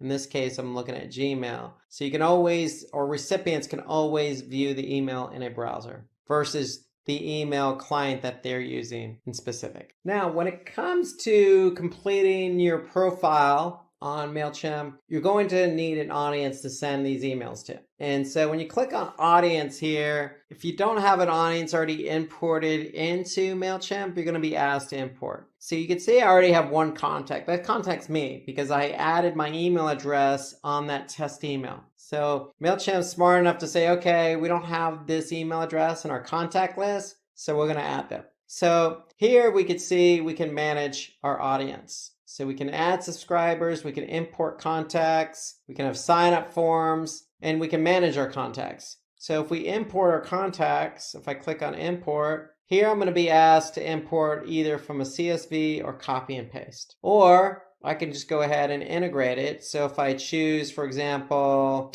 any one of these, then it's going to pull in the contacts I have there. And so it's up to you how you import your contacts. Now, the whole point of contacts is you want to probably, or really not probably, it's a best practice to actually create different lists so that you can use different audience lists with different emails. And so here you can see I have one email address. I can again import contacts or I can add them individually. So I can add subscribers here. Okay, that's another option. That's the slower option. My recommendation would be import them. But when you import, make sure you're importing lists that have some commonality so you can manage those lists. So if you have one list that are, say, clients who have never purchased, then you want to create a list for them. If you have clients who have purchased, separate those out. Okay, so that's the way I would go about it. Now, if you're trying to build a list, MailChimp has what they call sign-up forms. So you have different forms that you can embed or have as a pop-up. And when people add their email address to that form, then it's automatically going to get added to your MailChimp account. So that's a great feature in MailChimp that allows you to, build out your audience just by using one of their forms. So again, we have a subscriber pop-up. You've probably seen some of these on some of the websites you've gone to. So you can customize it. And if you want somebody to subscribe to your newsletter, for example, all they need to do is enter in their email address and click subscribe. Okay, that's the pop-up version. Now, again, you have the opportunity to, use other forms as well. So you got a form builder here or an embedded form, okay, or you can integrate the form. Okay, so if I click form integrations, here I can use Wufoo or Squarespace. I can integrate with them. If I go back to sign up forms, if I choose form builder, here I have a sign up form, and then I can customize that form with different boxes, okay, or fields. Okay, so whatever field I want somebody to add information to, I can have that in there, and then this form could be, on your website. So that's the great feature about MailChimp is it helps you build an audience. So I can add this form to my website, and anybody who fills out that form is going to be added to my subscriber list that I can use for future emails. To take that a step further, I can even go from building a form to building a landing page. So here you can see if I click on audience, I can go ahead at the bottom right here, I have an option to create a landing page. So if I click on that, just like everything else in MailChimp, it's fairly easy to use. I'm just going to name it, test, click begin. Here I can choose my audience. Again, what audience do I want to add these emails to? I click begin and I'm going to accept. And here now I have all these different templates that I can use as a landing page. So if you want to use these landing pages to collect emails and those emails are going to be added to your audience, then you have a nice selection here at your disposal. Okay, so here I'm just going to choose one, grow my list. Okay, this is a landing page. So I can customize it just like I do with my email template. I can add my logo. Okay, I can start adding different fields here, like an image. I can drop an image here. Okay, I can go ahead and, drop in my social shares. Okay, I can drop in a box, a text box. Okay, and then I can start customizing it with some text, some imagery, some other information. Again, this is a landing page that I can then add to my website. And so anytime somebody goes to the landing page and fills out their email address and hits subscribe, it's going to be added to that audience list. And then I can turn around and send an email using one of MailChimp's templates to that audience. So MailChimp really does a great job of allowing you to grow your list within your own website via a landing page, a form submission or form, or pop-up. So there are lots of different options available to us. So I'm going to click Save and Close here, and now this landing page is available to me. So I can customize the URL, I can edit the audience that these emails go to, I can add a page title, and again, I can edit the design. So I can really make this an integrated part of my website by designing it so it fits the feel and look of my website. I can add a specific URL, and I can add a nice page title to it. So MailChimp, again, does a great job of just making it so easy for you to build out a landing page for you to use on your website to collect email addresses. So if you're doing a pay-per-click campaign on Facebook or Google, you can actually drive traffic to these landing pages and get people to fill out a form submission. And when they fill out the form submission, that email address is going to get added to your audience. That's an option. Or you could just add it as part of your website, and people who go there from, say, organic search can find that page and add their email address organically. So that's a great thing about the audience feature in MailChimp, in that not only can you select an email template, but you have options to grow your audience. Okay, again, importing contacts. You can simply just add contacts. You can add, a form submission via pop-up or regular form fields to your website, or you can add a landing page. So it's important to note that in MailChimp, if you go to the Content Studio, that's where you're going to find all the files that you have added to all your templates or landing pages that you used before. So if I click on Content Studio here you can see the files I've added to my templates. If you have products, you can add your products here. Okay, so if you have an e-commerce store, you can certainly add your products, and then those products can be used on your landing page or your email templates. You have something called a Giphy. You can insert these into any of your emails, make it fun, exciting, engaging. Here you have Instagram. So what you can do is you can integrate, any one of your Instagram accounts. If you have multiple accounts, or if you have one Instagram account, you can integrate that one Instagram account in with your MailChimp account. And when you do that, it's going to pull in all the images that you've had on Instagram. And then you have an opportunity here just to add a logo. Okay, so you can use any of your Instagram images within your emails. Use one of these cool Giphies. Again, you can import your products that you can use for your email templates, or just keep tabs on all the files that you've added before just by clicking on My Files. Now, when you get to the point of building different audience lists and sending out emails, you're going to have the option to look at reporting to see how those emails perform for those specific audiences. Now, again, an audience is a set, it's like a segment. These are a set of individuals who are going to receive a specific email. So in this example, you can see I have different audiences. And if we look at, say, any one of these audiences, or even just go to all audiences, we'll be able to see how we fared on some of our emails. Okay, so for example, if I send out an email here in April, and this is April of 2019, I could see how many total subscribers I've had. Now, along with the number of subscribers you have what we call open rate and click-through rate. Now, we explain a lot of the reporting and the specific email metrics in another recording that we did last week. So if you're interested in learning more about some of the metrics, then check out the video that we have on YouTube, Email Marketing Tutorial.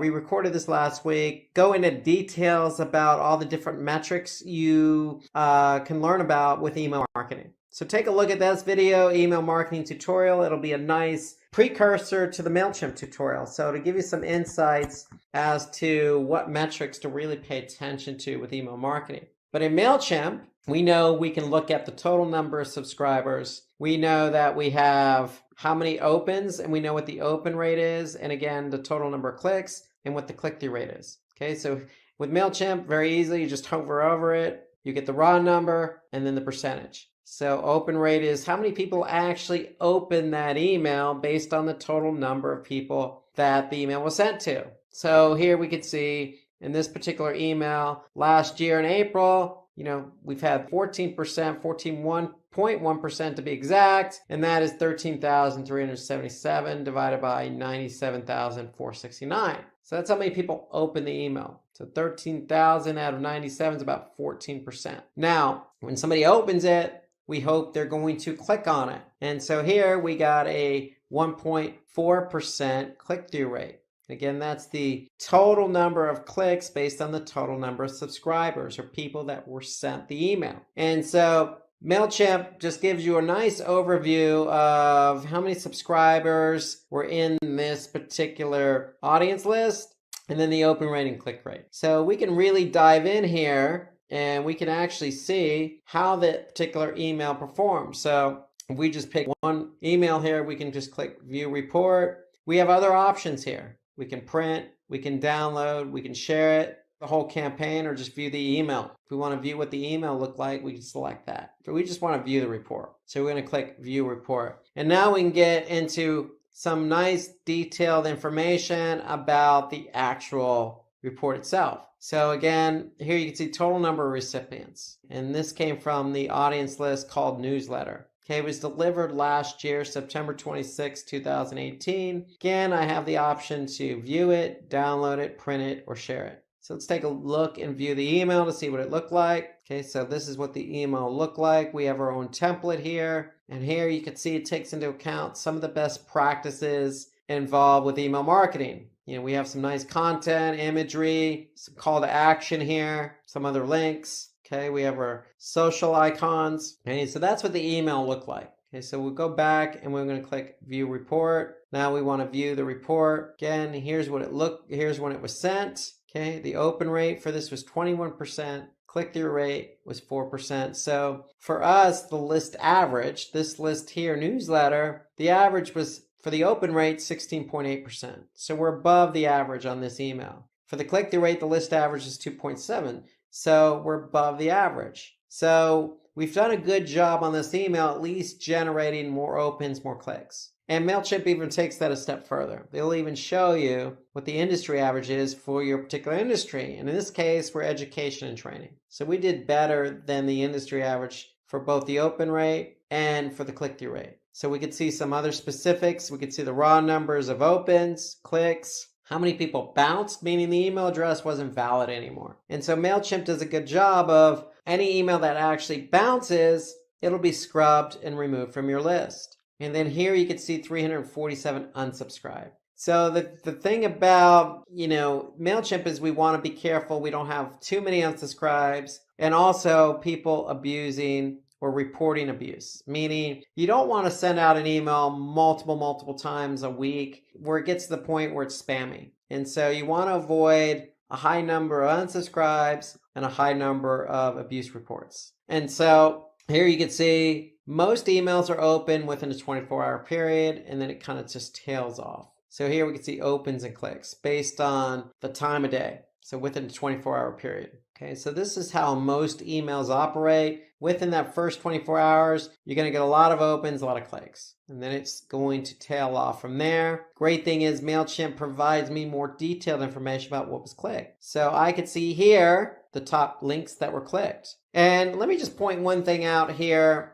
Whether you use MailChimp or you use any other platform, whether that be vertical response or any other type of email marketing platform, you want to use UTM tracking with your links so that Google Analytics can pick up the actual campaign. So here you can see we have UTM tracking appended to our links. And let me just go into detail on that for just a minute. So MailChimp again gives us nice data on open and click-through rates. But when we send out an email and people actually do click on one of these links, they're going to go to our website. And from there, Google Analytics is going to take over on the tracking. So this is as far as MailChimp goes. So we want to be able to bridge the gap between MailChimp reporting and Google Analytics, meaning when they came from the email went to the site, did they convert? Meaning, did they download something? Did they purchase something? And so we want to be able to bridge the gap, and UTM tracking, which is simply appending the original URL with some tracking parameters named UTM,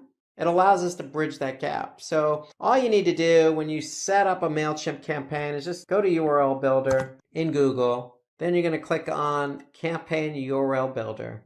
And we're going to go ahead and set up an email campaign. So for example, if we go back here, this was the original URL. So if I just copy this original URL here and paste that as part of my website URL. What's my campaign source? I'm going to put MailChimp. What's my medium? I'm going to put email. So MailChimp is the source of where the traffic came from. The medium, the means in which they arrived at our website, was via email. And then the campaign name, we're just going to put maybe whatever it is, summer promo. So with the URL builder, you have 5 parameters for UTM tracking. You don't have to use all 5. Okay, so here we need to put in the URL and we need to put in the source. But the other 4 parameters, medium, name, term, and content, are optional. So you don't have to put anything there, but the more parameters you put in, the more specific it is for you to track the behavior of that email campaign. So here I can see MailChimp, email, summer promo, and then for the content, I can use that to differentiate my subject line. So when you send out an email, we mentioned this in the email marketing tutorial, you always want to send out multiple subject lines, meaning one list gets one subject line, another list gets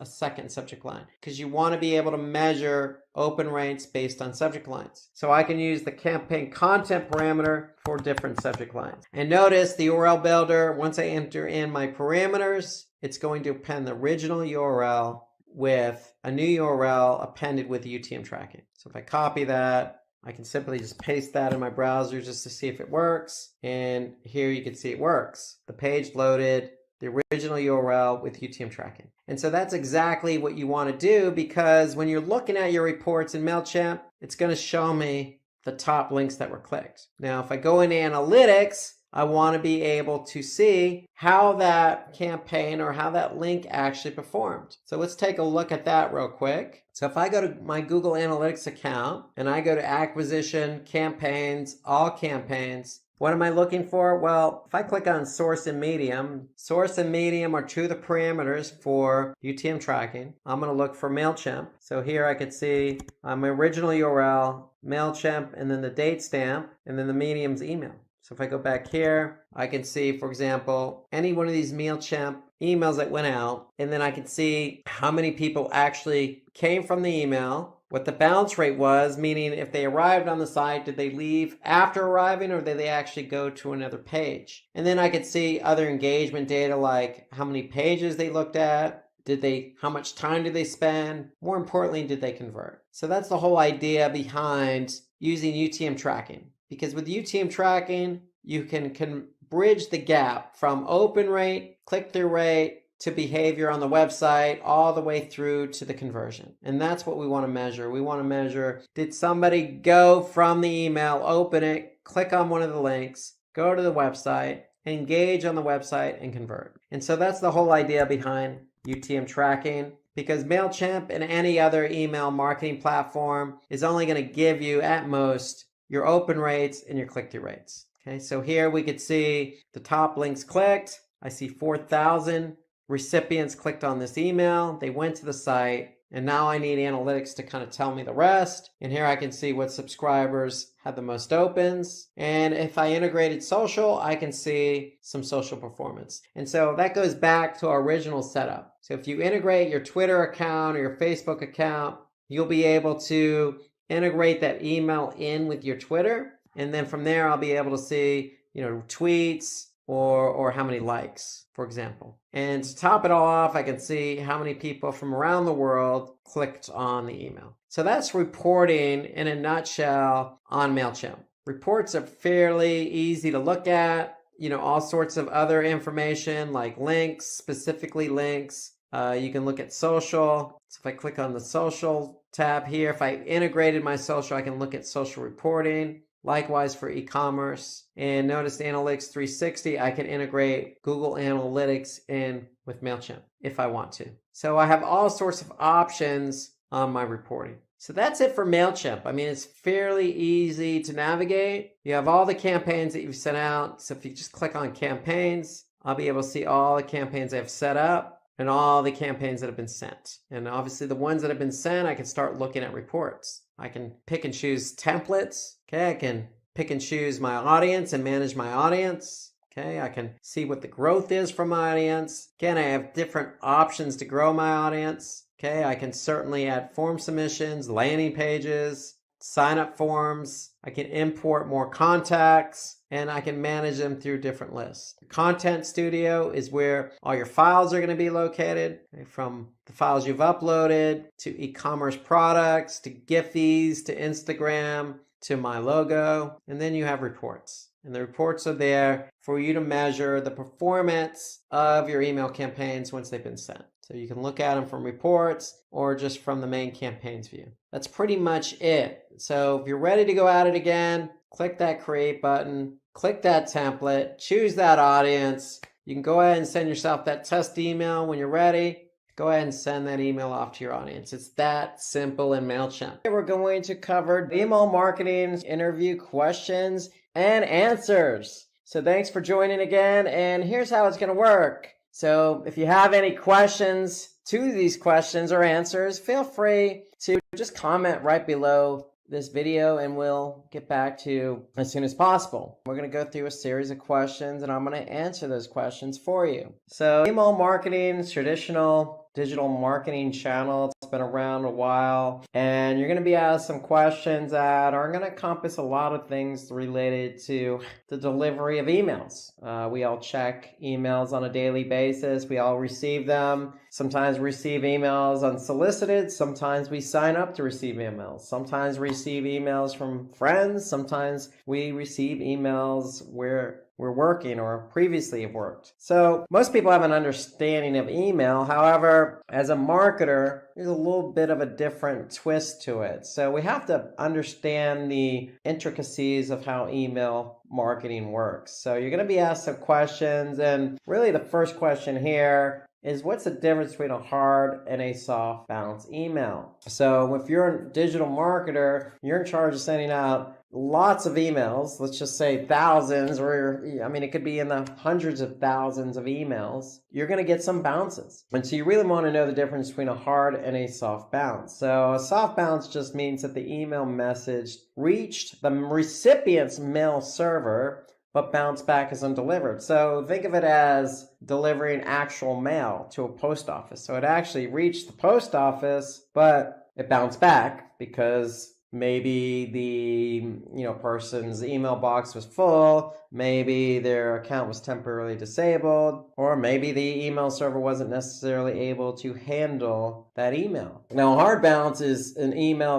that is rejected because it's an email when it happens when the email has been permanently rejected. So, for example, maybe the account is no longer valid. And so let's look at some reasons again as to why a soft bounce would happen. So, for example, the inbox is full or the recipient servers done. So it reached the post office, but there was a problem actually getting it into the hands of the owner, so to speak. Where the hard bounce, a little bit different. Let's just say that person is no longer working, their email's been deleted, or the email has been blacklisted somehow, okay, as spam or something to that effect. So the email server is going to identify that and it's not even going to reach the recipient. So a lot of different ways in which an email may not make its recipient. So not the most important thing to know here. The important thing to know is, listen, when you send out an email, you got to pay attention to how many get bounced back. And so next question here, what would you do to improve the click-through rate of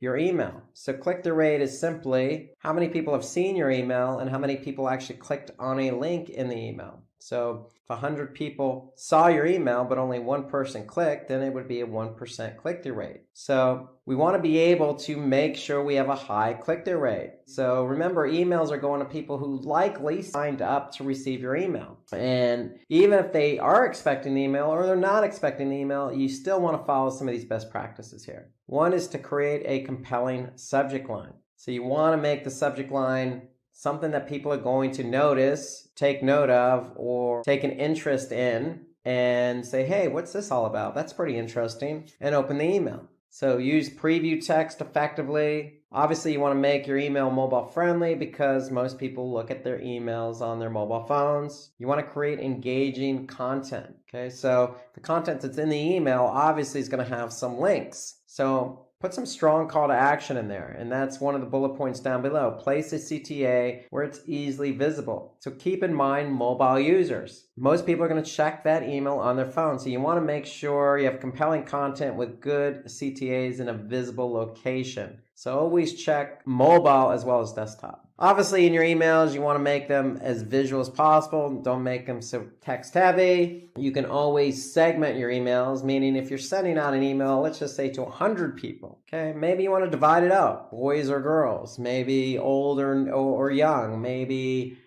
living in one part of the country versus another part of the country. I mean, those are examples of segments. So break up the email. Don't send it to one mass email to everyone. That way you can personalize the email. If an email is personalized, the chances of somebody clicking on it are going to be greater. And then A/B test your emails. And when we say A/B test, you could send out the same email twice, except one segment's going to say get one version of the email, the other segment is going to get another version of the email. And what are the different versions? Maybe the subject line. So the subject line is different on version A versus version B. Or maybe the call to action is different. So you always want to send out different versions of the same email to a different segmented audience. That way you can actually see which segment or which version got the most clicks. Okay, so next question here is how to inform your customers about company news and establish a relationship with your target audience. Okay, so again, how do you inform your customers about what's going on in the company and how you're going to establish a relationship with that audience who's receiving that email? Well, newsletters are always the best answer here. So somebody signs up for your email, let's just say they actually purchase a product from you.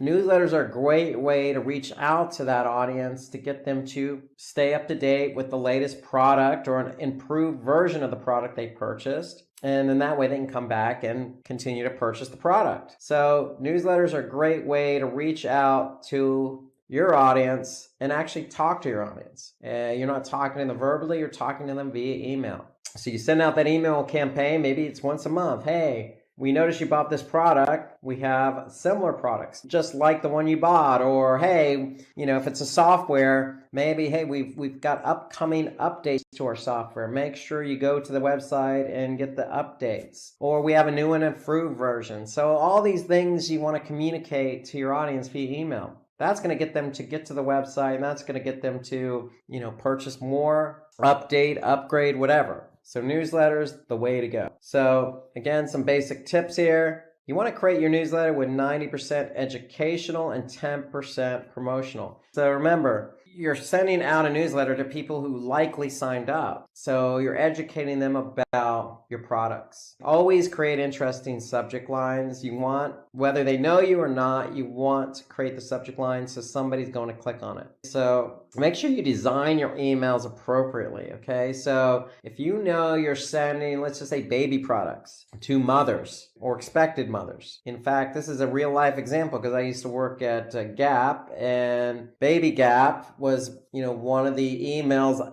groups I was responsible for. So we created an email template with softer colors. Your yellows, your light blue, it wasn't black or dark red or anything that's going to be, heavy. We knew who our audience was and we designed the template accordingly. And of course, using compelling images. So for selling baby products, you put baby product images in there. I mean, it's common sense, but you'd be surprised. You got to pick and choose your images carefully, especially if you're sending to an international audience, because images can be misconstrued. And just like we mentioned with the click-through rate, you always want to have a clear CTA. Always make sure you have a CTA in a visible position, because most people are going to look at that email in a mobile phone. Okay, and then always make sure you include your contact information in the newsletter. So somebody knows where to find you, how to contact you, where to go. Maybe they have a product they want to return. Okay, so you always want to put that contact information. Normally it's at the bottom of the email, but these are all best practices. So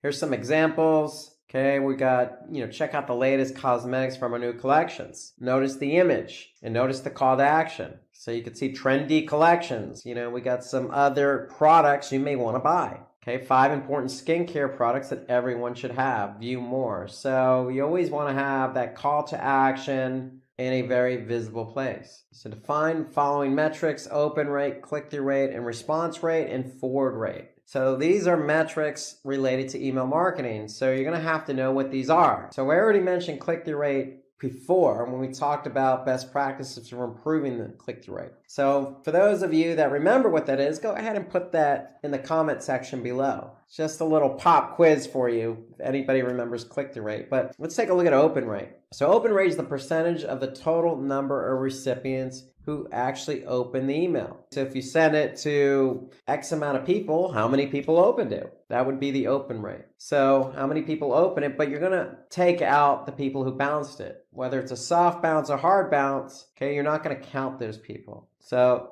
if you had, let's just say 20 people open the email and you sent it to 100 people, then, and you had nobody bounce, then it would be a 20% open rate. Okay, click-through rate, again, pop quiz. It's just how many people actually clicked on any of the links in your email, and that's just divided by the number of emails you've sent out. Okay, response rate. Okay, so response rate is the percentage of the total recipients who clicked on the link of your email campaign and actually completed an action. So what is that action? Well, it could be downloading something, watching something, purchasing something. So that's the response rate, similar to conversion rate. If you're working in a digital marketing channel and you're driving traffic to the site, you want that traffic to do something. Well, it's no different in email marketing. We want people to take action. We're just going to divide that by the number of emails delivered, and that gives you your response rate. So let's just say you did send in 100 emails. You did get 20% open it, and of those 20, let's just say one person went on to purchase. Well, you'd have a 1% response rate. And then a forward rate, simply the forward rate refers to the rate at which your subscribers share your email with others, friends, family, etc. And you may have that as a call to action in your email. In fact, that's a best practice. So it's just the number of clicks on a share divided by the total number of delivered emails. And you're going to multiply that by 100 to get the percentage. And so most email marketing platforms do measure forward rate. Okay, let's take a look at how to recapture inactive customers. What you want to do here is re-engage subscribers with gamification. Opt for subject lines like, "We have been missing you," or "Did we do something wrong?" You want to run a poll or a competition to re-engage with your subscribers. Again, trying to get people involved. These first three are all about getting people involved. So personalize your emails. Talk to that person as if, "Hey, look, I haven't heard from you in a while. How about coming back and taking a look at our new products?" Just as you would a friend. So design always matters. especially knowing that you're talking to customers who haven't been active. Okay, this is a segmented audience, somebody who's inactive. So you want to have the right design, the right message, the right subject line that fits with that customer's inactivity. So you want to try and do everything you can to get that customer back. And then you want to follow a consistent schedule. Okay, so ideally, when you schedule an email, you want to schedule the best time. So you have to know your audience, obviously. And then you can always ask for feedback. Why are they inactive? Why haven't they purchased in a while? So the whole idea here, from gamification, like trying to, make a game out of it, so make it competitive, to adding polls, to really personalizing it, these are all things that you can do to get your customers back. So what are the different ways to segment buyer personas? So again, when we talk about segmentation, we're talking about taking a smaller piece of the entire pie. So what's one way to break up that pie, if you will? By geography.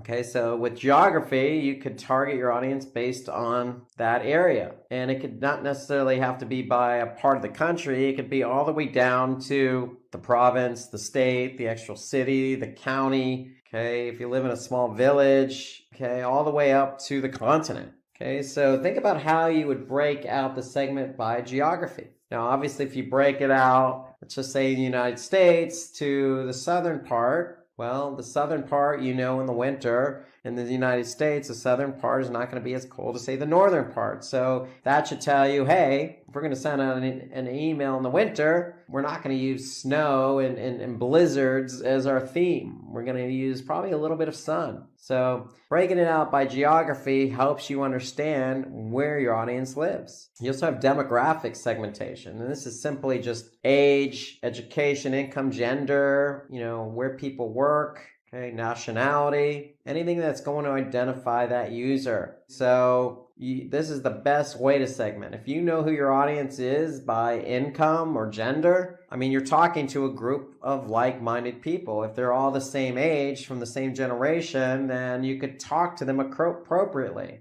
Okay? You're not going to talk to an older person the same way you would a younger person. So think about demographic segmentation, because it really helps you hone in on your messaging. And you have behavioral segmentation. So behavioral is based on your audience's behavior. Have they purchased before? Have they never purchased? Were they searching for something? How long did they stay on the site? What products were they looking at? Are they a lifetime customer? So you can look at behavior and decide how you want to break out your emails by behavior. And this is a really good way. If you're not even sure who your audience is or where they live and how old they are, you could certainly break out your audience by behavior, because you know who these people are based on what they've done previously, because you're going to track that information with analytics. So, one way is obviously if somebody's purchased. That's a good way to segment, because you know these people believe in you, believe in your business, believe in your product. So the way you can message to somebody who's purchased before is going to be different than somebody you don't even know who they are, if they purchased or not. Okay, so behavioral segmentation to me is one of the easiest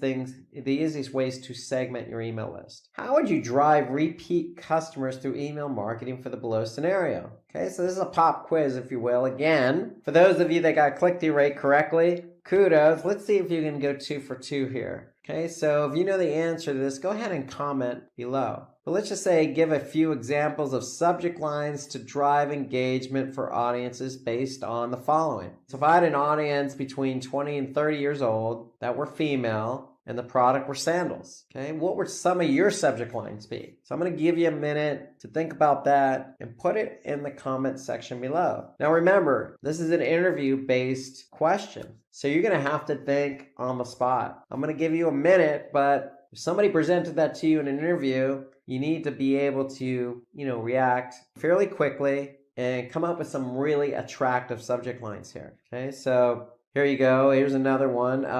So give a few examples of subject lines to drive engagement for 20 to 30 females for footwear. So you got Friday sale coming up. Buy branded sandals at the lowest price. Okay, so I like this one because it's got a strong call to action. Buy. Here you go. This is even better because 50% off on branded sandals and free shipping. I mean, who can't beat free anything, including shipping? And if it's 50% off, I mean, these are key things. So you're putting the promotion and the percentage off all in the subject line. So that's really going to grab somebody's attention. Weekend sale for women starts now. Okay, with a little emoji. That never hurts. So those are all good subject lines. They all tend to work because they all have an element of a best practice in there. So here you got, the Friday sale coming up is just giving people notice. Okay, the stronger call to action on the buy, you're putting the promotion in the subject line, and you're using an emoji to really just drive home the point. So all these subject lines will work. And hey, at the end of the day, remember, you want to test your subject lines. Okay, moving on to the next question. Speaking of testing, what is A/B testing, and give some examples of A/B testing?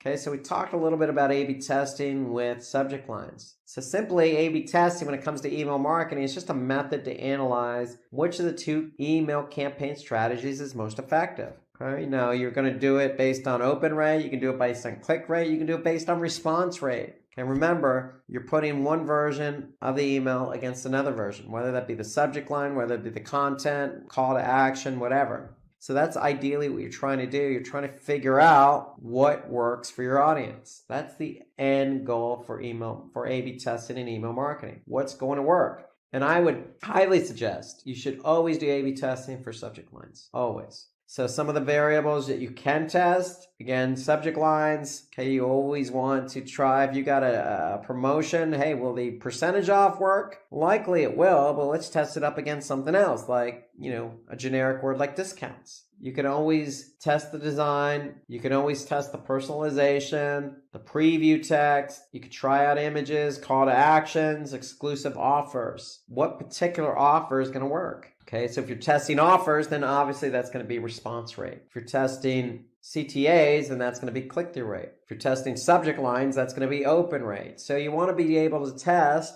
different elements of the email to figure out what works and what doesn't work. Okay, so how to prevent email from getting into spam. So if you're an email marketer, this is your worst nightmare. You don't want your emails to get spammed. So that doesn't bode well for you. So most email marketing platforms like MailChimp or Constant Contact measure spam. So some of the important ways to prevent this is, hey, improve your open rate. Remember, going back to the first question, second question, you want to have really good subject lines here. Okay? And you want to segment your audience. So if you know who you're talking to and you have a cool subject line that's going to get somebody to react and open, then that's going to prevent somebody from spamming your email. Okay, you can always customize your from to make it look like it's coming from, in this case, Rob Sanders. Check if you have included an unsubscribe link. Okay, so give people the option to unsubscribe. If they don't have the option to unsubscribe, they could just report you as spam. Make sure your emails work on different devices. Okay, you want to optimize your images for email. Make sure they're not big and they don't fit on a mobile device. Okay, prefer more text and fewer images. And then avoid grammatical issues. You want to come across as professional. You don't want somebody looking at your email like, who sent this? Why are you sending this to me? I don't want to hear from you again. I'm going to spam you.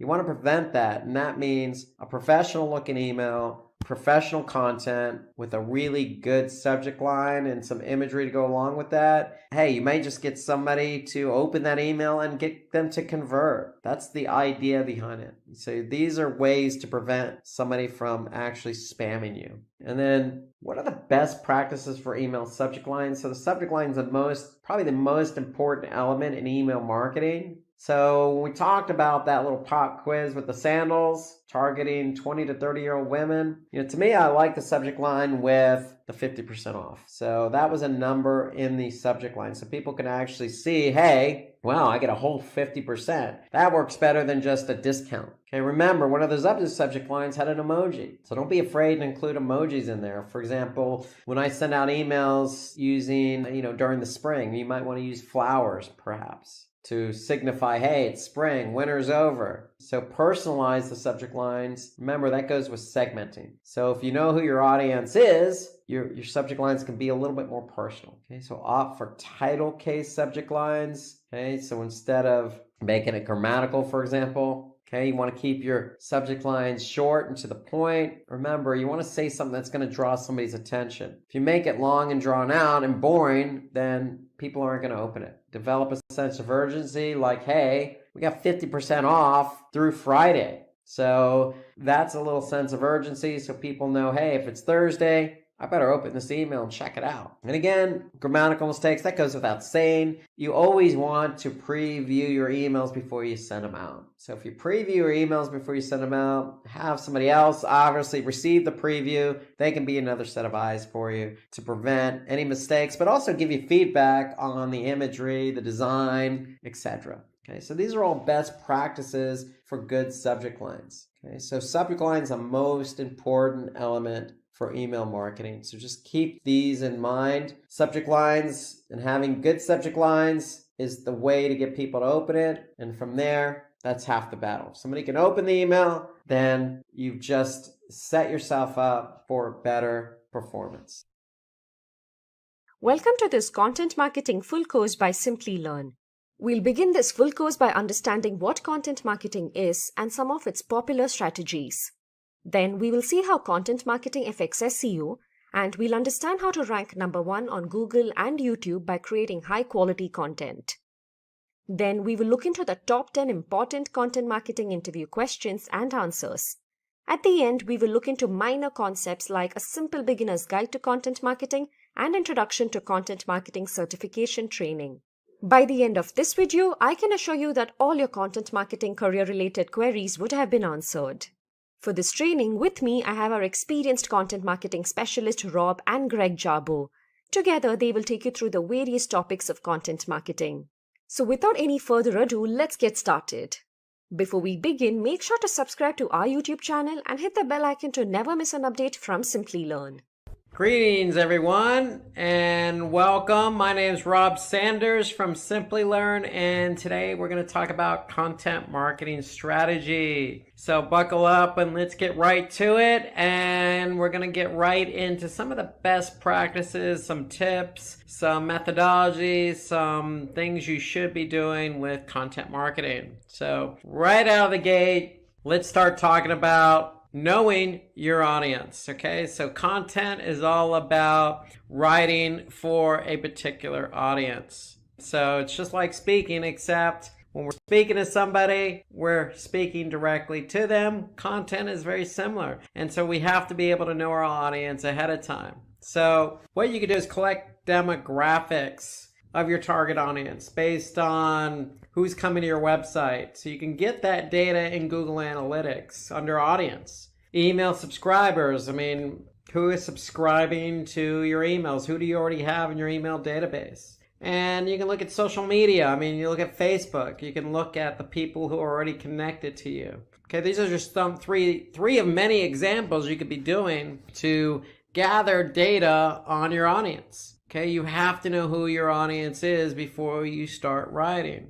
You know, for a successful content marketing strategy, you really just need to know your audience. And basically, you're going to segment them based on their interests. So that content is going to be catered to that audience. Okay, so if it's an audience that likes a specific, product that you offer or feature that's part of that product that you offer, then that's the segment you're going to be writing about. So you need to collect your data on your audience ahead of time. And then you're going to segment that audience, okay? So you're not going to write content for everyone because the shoe doesn't necessarily fit for everyone, okay? The shoe has to fit for a specific foot.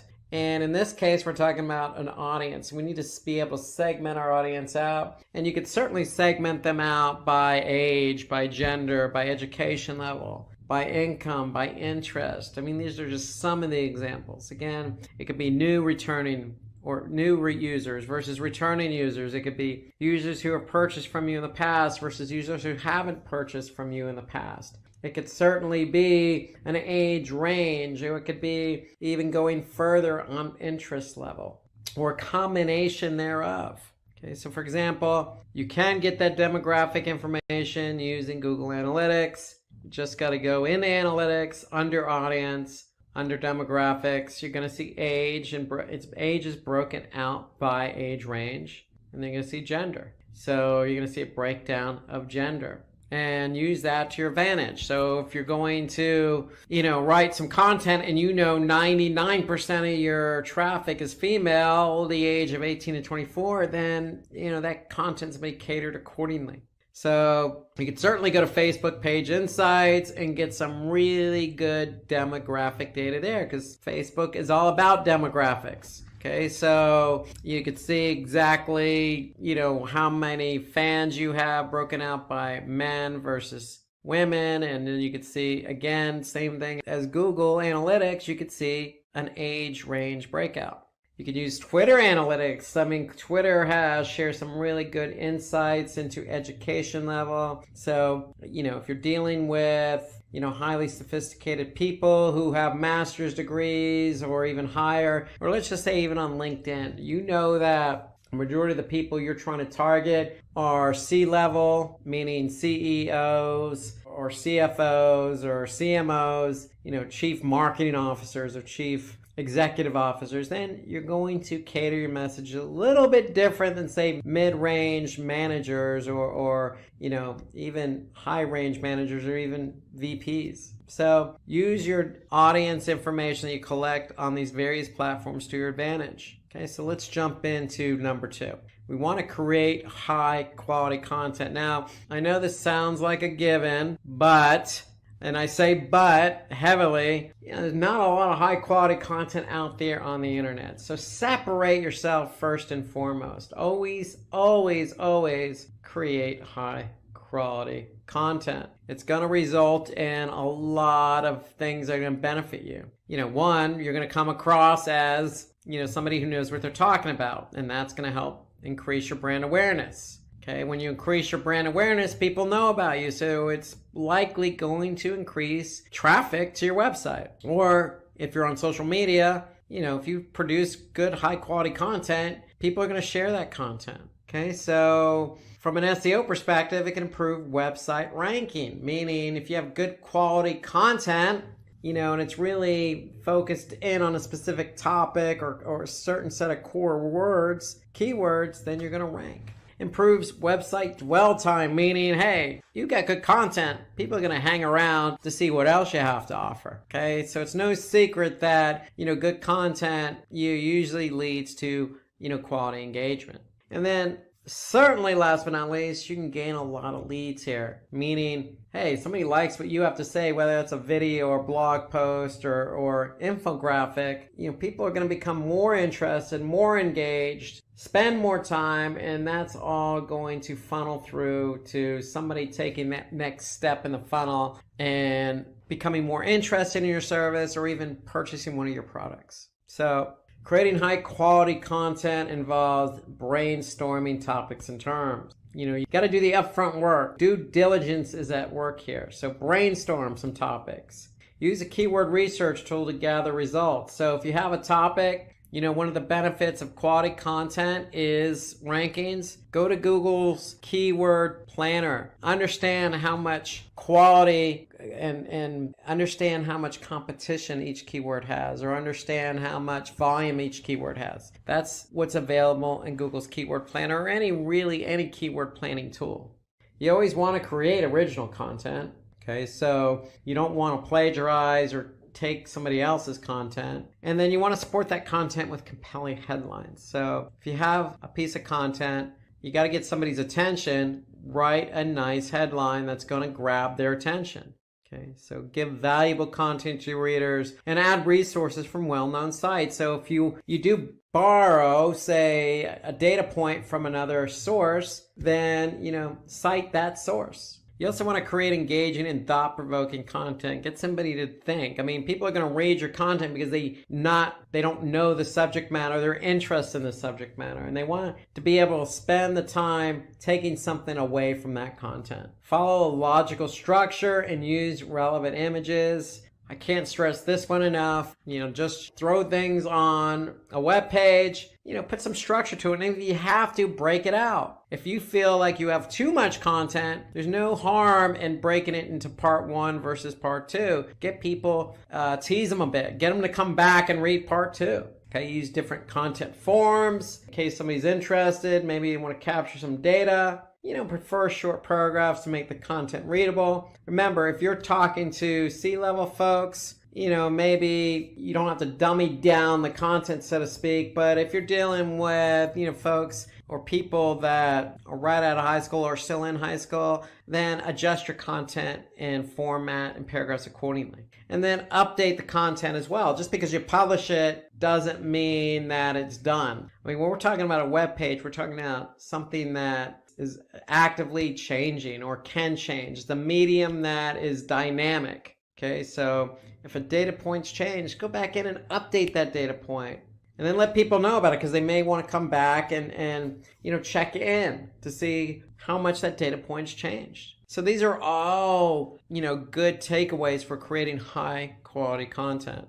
Some other things that you should be aware of, grammatical mistakes. You need to avoid those. There's no reason for grammatical mistakes. Today's technology doesn't allow for it. And hey, listen, we all have friends, we all have colleagues. My desk is sitting next to a colleague who's more than happy to read something before it gets published. So take advantage of the resources you have available. No reason for it, because if you have a grammatical mistake, you just lost a lot of credibility. Don't be afraid to add a clear call to action at the end of your content. If somebody's interested in reading it, they're probably going to be interested in taking the next step, whatever that next step is. Okay, so create content that fulfills viewers' requirements, meaning if somebody's searching for something and your content shows up in the search results, then they're actively looking for you. What are you offering them? Is it fulfilling their requirements? Don't be afraid to use examples throughout your content. In fact, work in or integrate some case studies in there. Show clear examples to stress your points. And then just don't put words on a web page. So break up that content with an image that's going to be visually appealing. Okay, and you can add images from public domain sites, meaning stock imagery, if that's what's going to help create visually appealing content. And then give more information to your audience. And we say prefer to give more information, meaning, hey, going back to the content I was saying about breaking it up, organizing it, if you have more information, don't withhold it. Have them come back and read a secondary blog post or secondary piece that supports the original.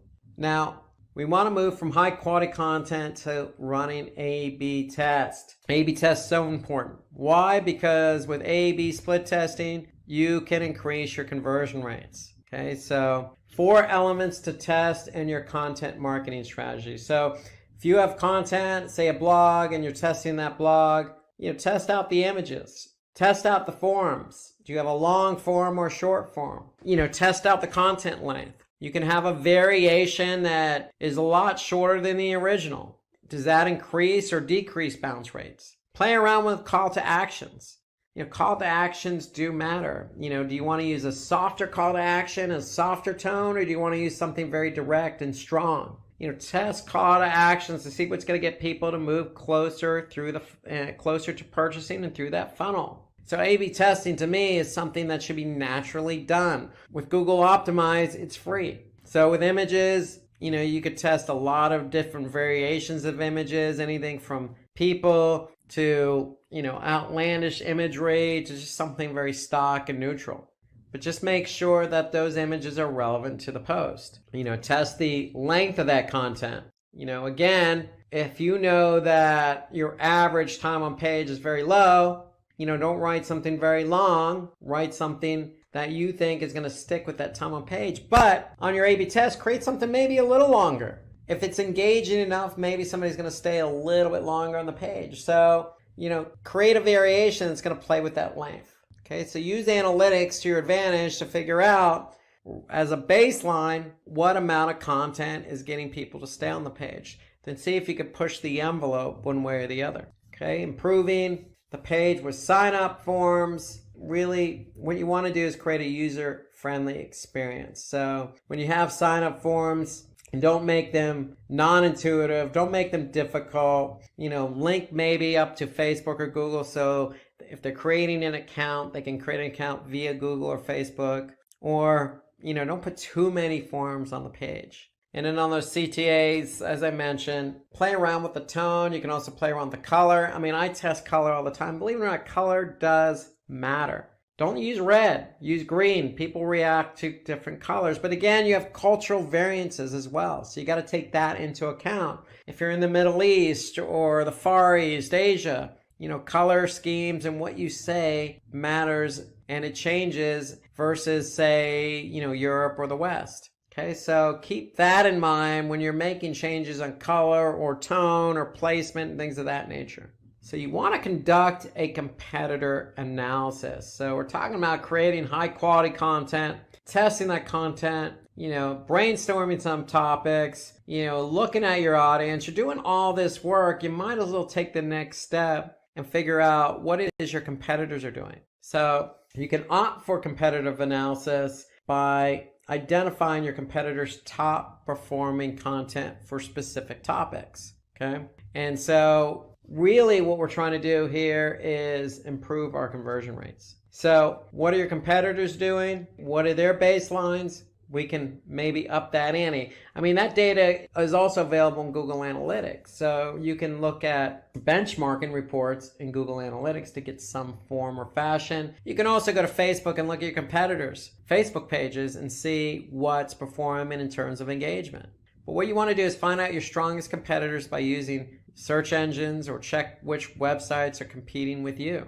And again, that could include Facebook as well, or maybe even LinkedIn. So you go with the search engine route, you can always type in that coveted keyword that you want to be found for, see who's ranking ahead of you, and you can see the metadata, meaning the title tag and the meta description. You can actually see, hey, what are these guys writing that's getting them recognized in the search engine rankings? So you can certainly, if you go to the search engine route, you can certainly leverage an SEO platform like SEMrush or Moz or something like that. That's going to allow you to get some good insight on competitor information. So keep in mind there are SEO platforms that will give you information on your competitors. And that's what these SEO platforms are good for. So number 5, moving on, choose a suitable content format. So now we've done all this homework. We know what we want to say. We know who we want to say it to. We're ready to do some testing, but we need to find a format because it's not always about a web page per se, meaning content on a web page. There's not always about a blog post with content in that blog post. Okay, we need to decide the type of content that's going to fit what we're trying to say. So again, you can go the traditional route with just posting a blog post. And there's nothing wrong with that because with a blog post, you can incorporate video and imagery. You could also go a more harder route. When I say harder, more, I say official route with an ebook or case study. Something that a user is going to be able to take away with maybe download. Okay? Something more official, something more in-depth, something with a harder stamp on it. So that shows individuals that you've taken the time, you've done this homework, you've done this research, you've done some really in-depth analysis, and now the proper format for that is not a blog post, it's an ebook. Now, if you're into talking, like I am, then you could certainly do a podcast. And podcasts are always popular depending on the topic. So you got to be aware of the topic. Now, videos are always a good option. You got the likes of video and YouTube and some other, video platforms out there that allow you the ability to get found very quickly, especially with the likes of YouTube.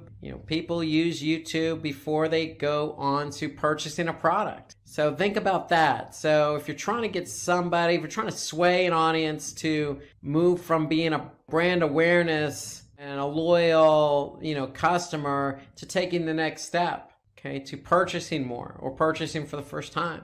And so videos kind of help convey that. Now, if you're trying to convey a lot of different points, then an infographic might be your best option. Instead of having to write out all those points, try using an infographic to convey those points visually. Now, again, with blog posts, it should have valuable content that can be shared by your website visitors on social. So that's the key. Make sure you have those shareable social icons. Now, with ebooks, It should have longer and in-depth content. And it shouldn't be published frequently. So maybe if this is something you're doing annually, then ebook could be the format. With a case study, what you should have a customer story that succeeded in you solving that customer's problem. So the case study is always there for, somebody to get an idea of what you're all about. Infographic is just visualizing data in a more organized way, in a more visual way, so somebody understands what you're trying to convey. Now with that podcast, again, suppose your audience doesn't have an interest in reading. Again, it could be a certain age, certain gender, a certain culture. Hey, everybody absorbs information differently. So think about it. Ask yourself, is a podcast the best way to communicate to my target audience? And then videos are highly engaging. They're also shareable on blog posts and pretty much most, if not all, social media platforms. So once you've done that, once you choose the proper format, you want to choose a content management system that's going to work for you. So you want to be able to choose something where you can plan appropriately, produce, manage, publish, and measure results all in one place. There are plenty of content management systems out there that will help you do all of those things. Okay, so some examples are WordPress, HubSpot, Binder. We can list hundreds. If you're into blogging, WordPress is the way to go. If you're into building out landing pages that you want to, share, HubSpot could be the way to go. Okay, there are lots of available options out there. So moving on, number 7, target your audience using emails. Okay, so what are we talking about? Well, we all know what emails are. Emails help us to communicate directly with our target audience and convert them to leads. So email is a good way to follow up with your audience. So if you've done a podcast, follow up with an email.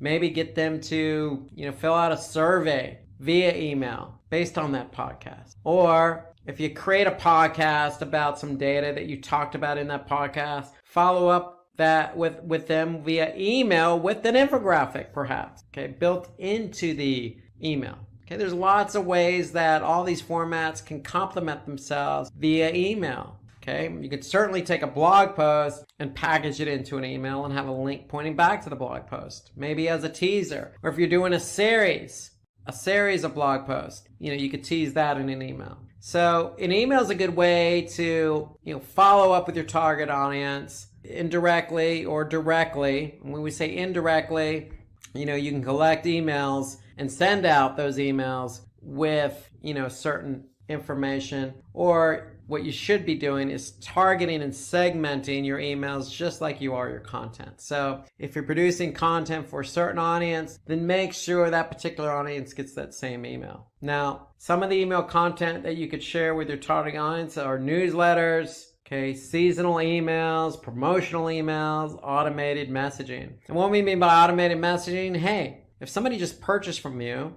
send them a thank you email. Maybe follow up a couple days later with another email with a survey. Or what you could do is, if you know who your loyal customers are, target them with a promotional email. So there's lots of ways to slice and dice content via email. Okay, just make sure you know your target audience is. There's lots of things you can do in email. Again, you can complement lots of different formats within email, as I mentioned before, with a podcast or a blog post. So keep all that in mind. Email is a good way to communicate with your audience. Okay, the last point we want to make here is use native ads. Okay, so we talk about native ads. It's one of the smartest ways to connect your audience with your brand. So, for example, this is a native ad on BuzzFeed. Okay, it's about 15 bands that probably wouldn't exist without Led Zeppelin.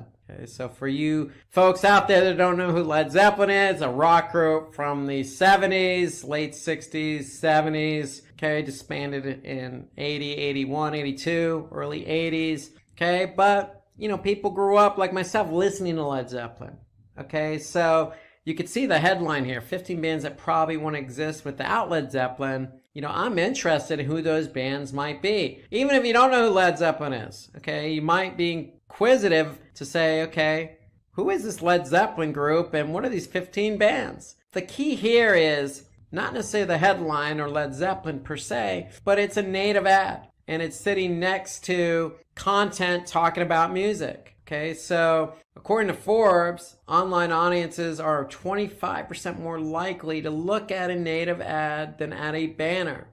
And so that native ad, in this case, we're talking about music, needs to be sitting or accompanied alongside content talking about, in this case, music.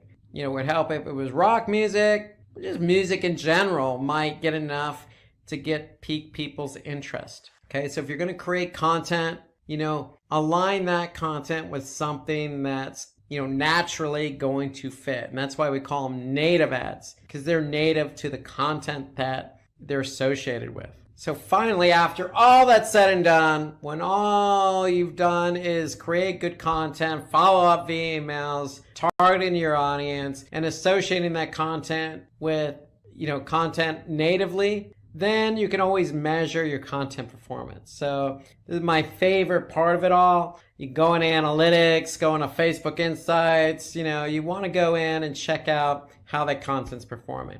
And you want to do that because you want to be able to see what's performing, what's not performing. The key here is associating the content with KPIs. That's really the key. So measuring the right metrics can help you understand whether your content is engaging or not.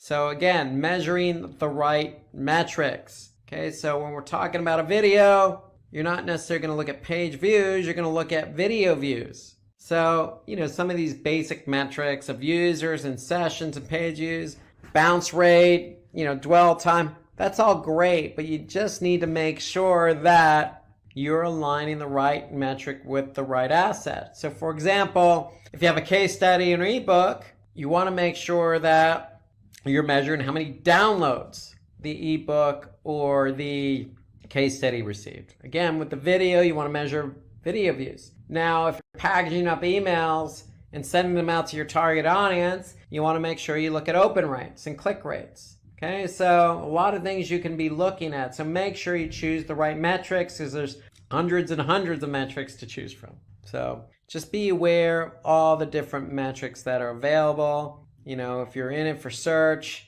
okay, how much traffic getting from search? Where are you ranking? So there are a lot of things you need to think about. So think about the content that you're producing and think about how you want to be able to measure that content. So let's go back over our checklist here. So what you could do is create an editorial calendar. In fact, I would highly suggest you create an editorial calendar in order to keep track of all the content you've done over a period of time.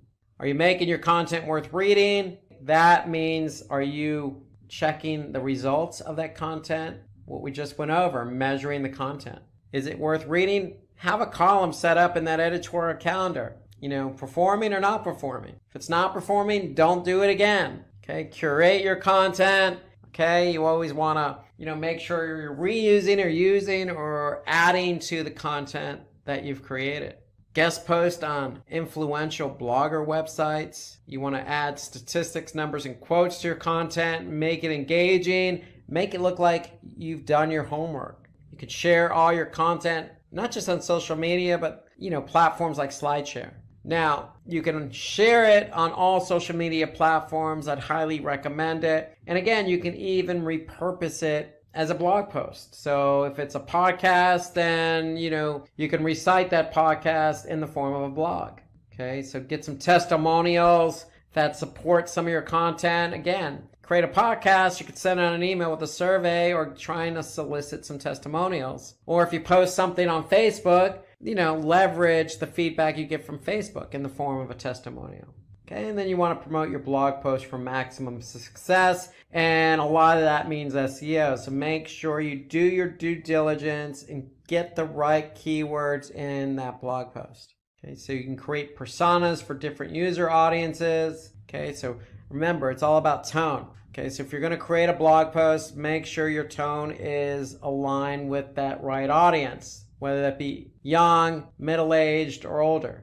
Are you choosing the right type of content? Okay, you'll know based on the results. Okay, you want to add H1 and H2 tags on your web pages. Why? Because when we're talking about content, we're talking about organizing the content. And H1 and H2s help you organize the content appropriately. Customize the metadata. Metadata is title tag and meta tag descriptions and even alt tags. Okay, all of that is for search. So you want your content to show up in search, whether that's video, infographic, or blog post. All of it can be shown in search results. So make sure you write a good title and make sure you write a good meta description, because that's what people are going to see when they search. Okay, so you want to create a detailed summary and title. And again, that goes along with the title tag and meta description. And then you want to make it easy for the audience to ask questions and comment on your blog. So don't be afraid, like I'm going to do right now in this video, is if I'm missing anything from this checklist,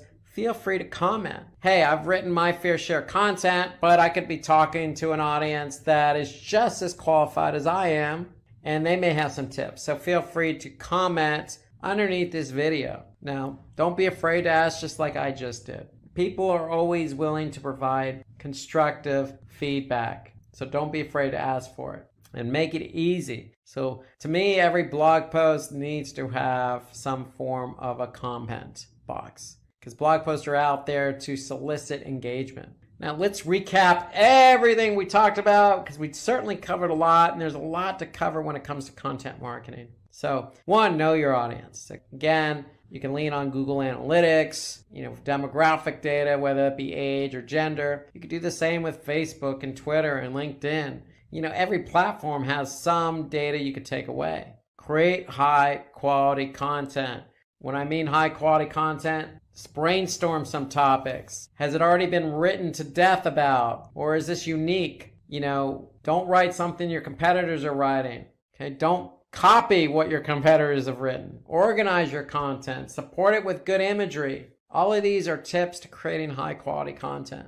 Okay, when you create that content, think about running some A/B tests. Run some variations and switch out the image, switch out the call to action, see what's going to get people to react and engage with the content. Conduct competitor analysis, so lean on the Facebooks of the world to see what your competitors are posting, see what's engaging for them. Okay, you can also lean on these SEO platforms like SEMrush and Moz. All you got to do is plug in a domain and they're going to give you some information about where a particular competitor ranks for a keyword, or how many backlinks and what websites are linking to them. So all that's available in these SEO platforms. Okay, so you want to choose a suitable content format. We listed a few, from ebooks to case studies to podcasts to infographics to blog posts to videos.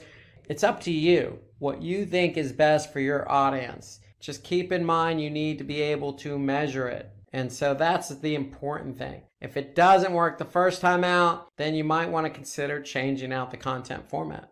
Choose a content management system.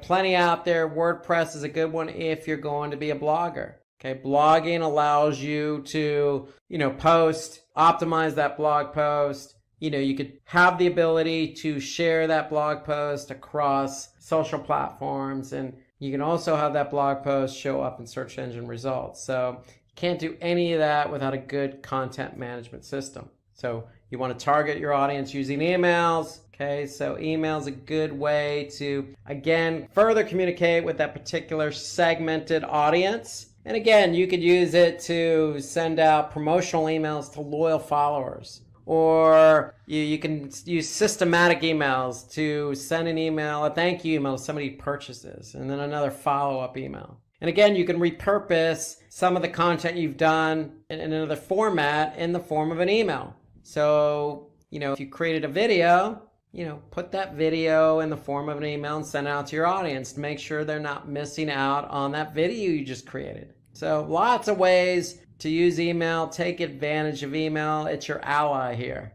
Okay, use native ads. Okay, don't be afraid to put that content and pair it with some other content on another website.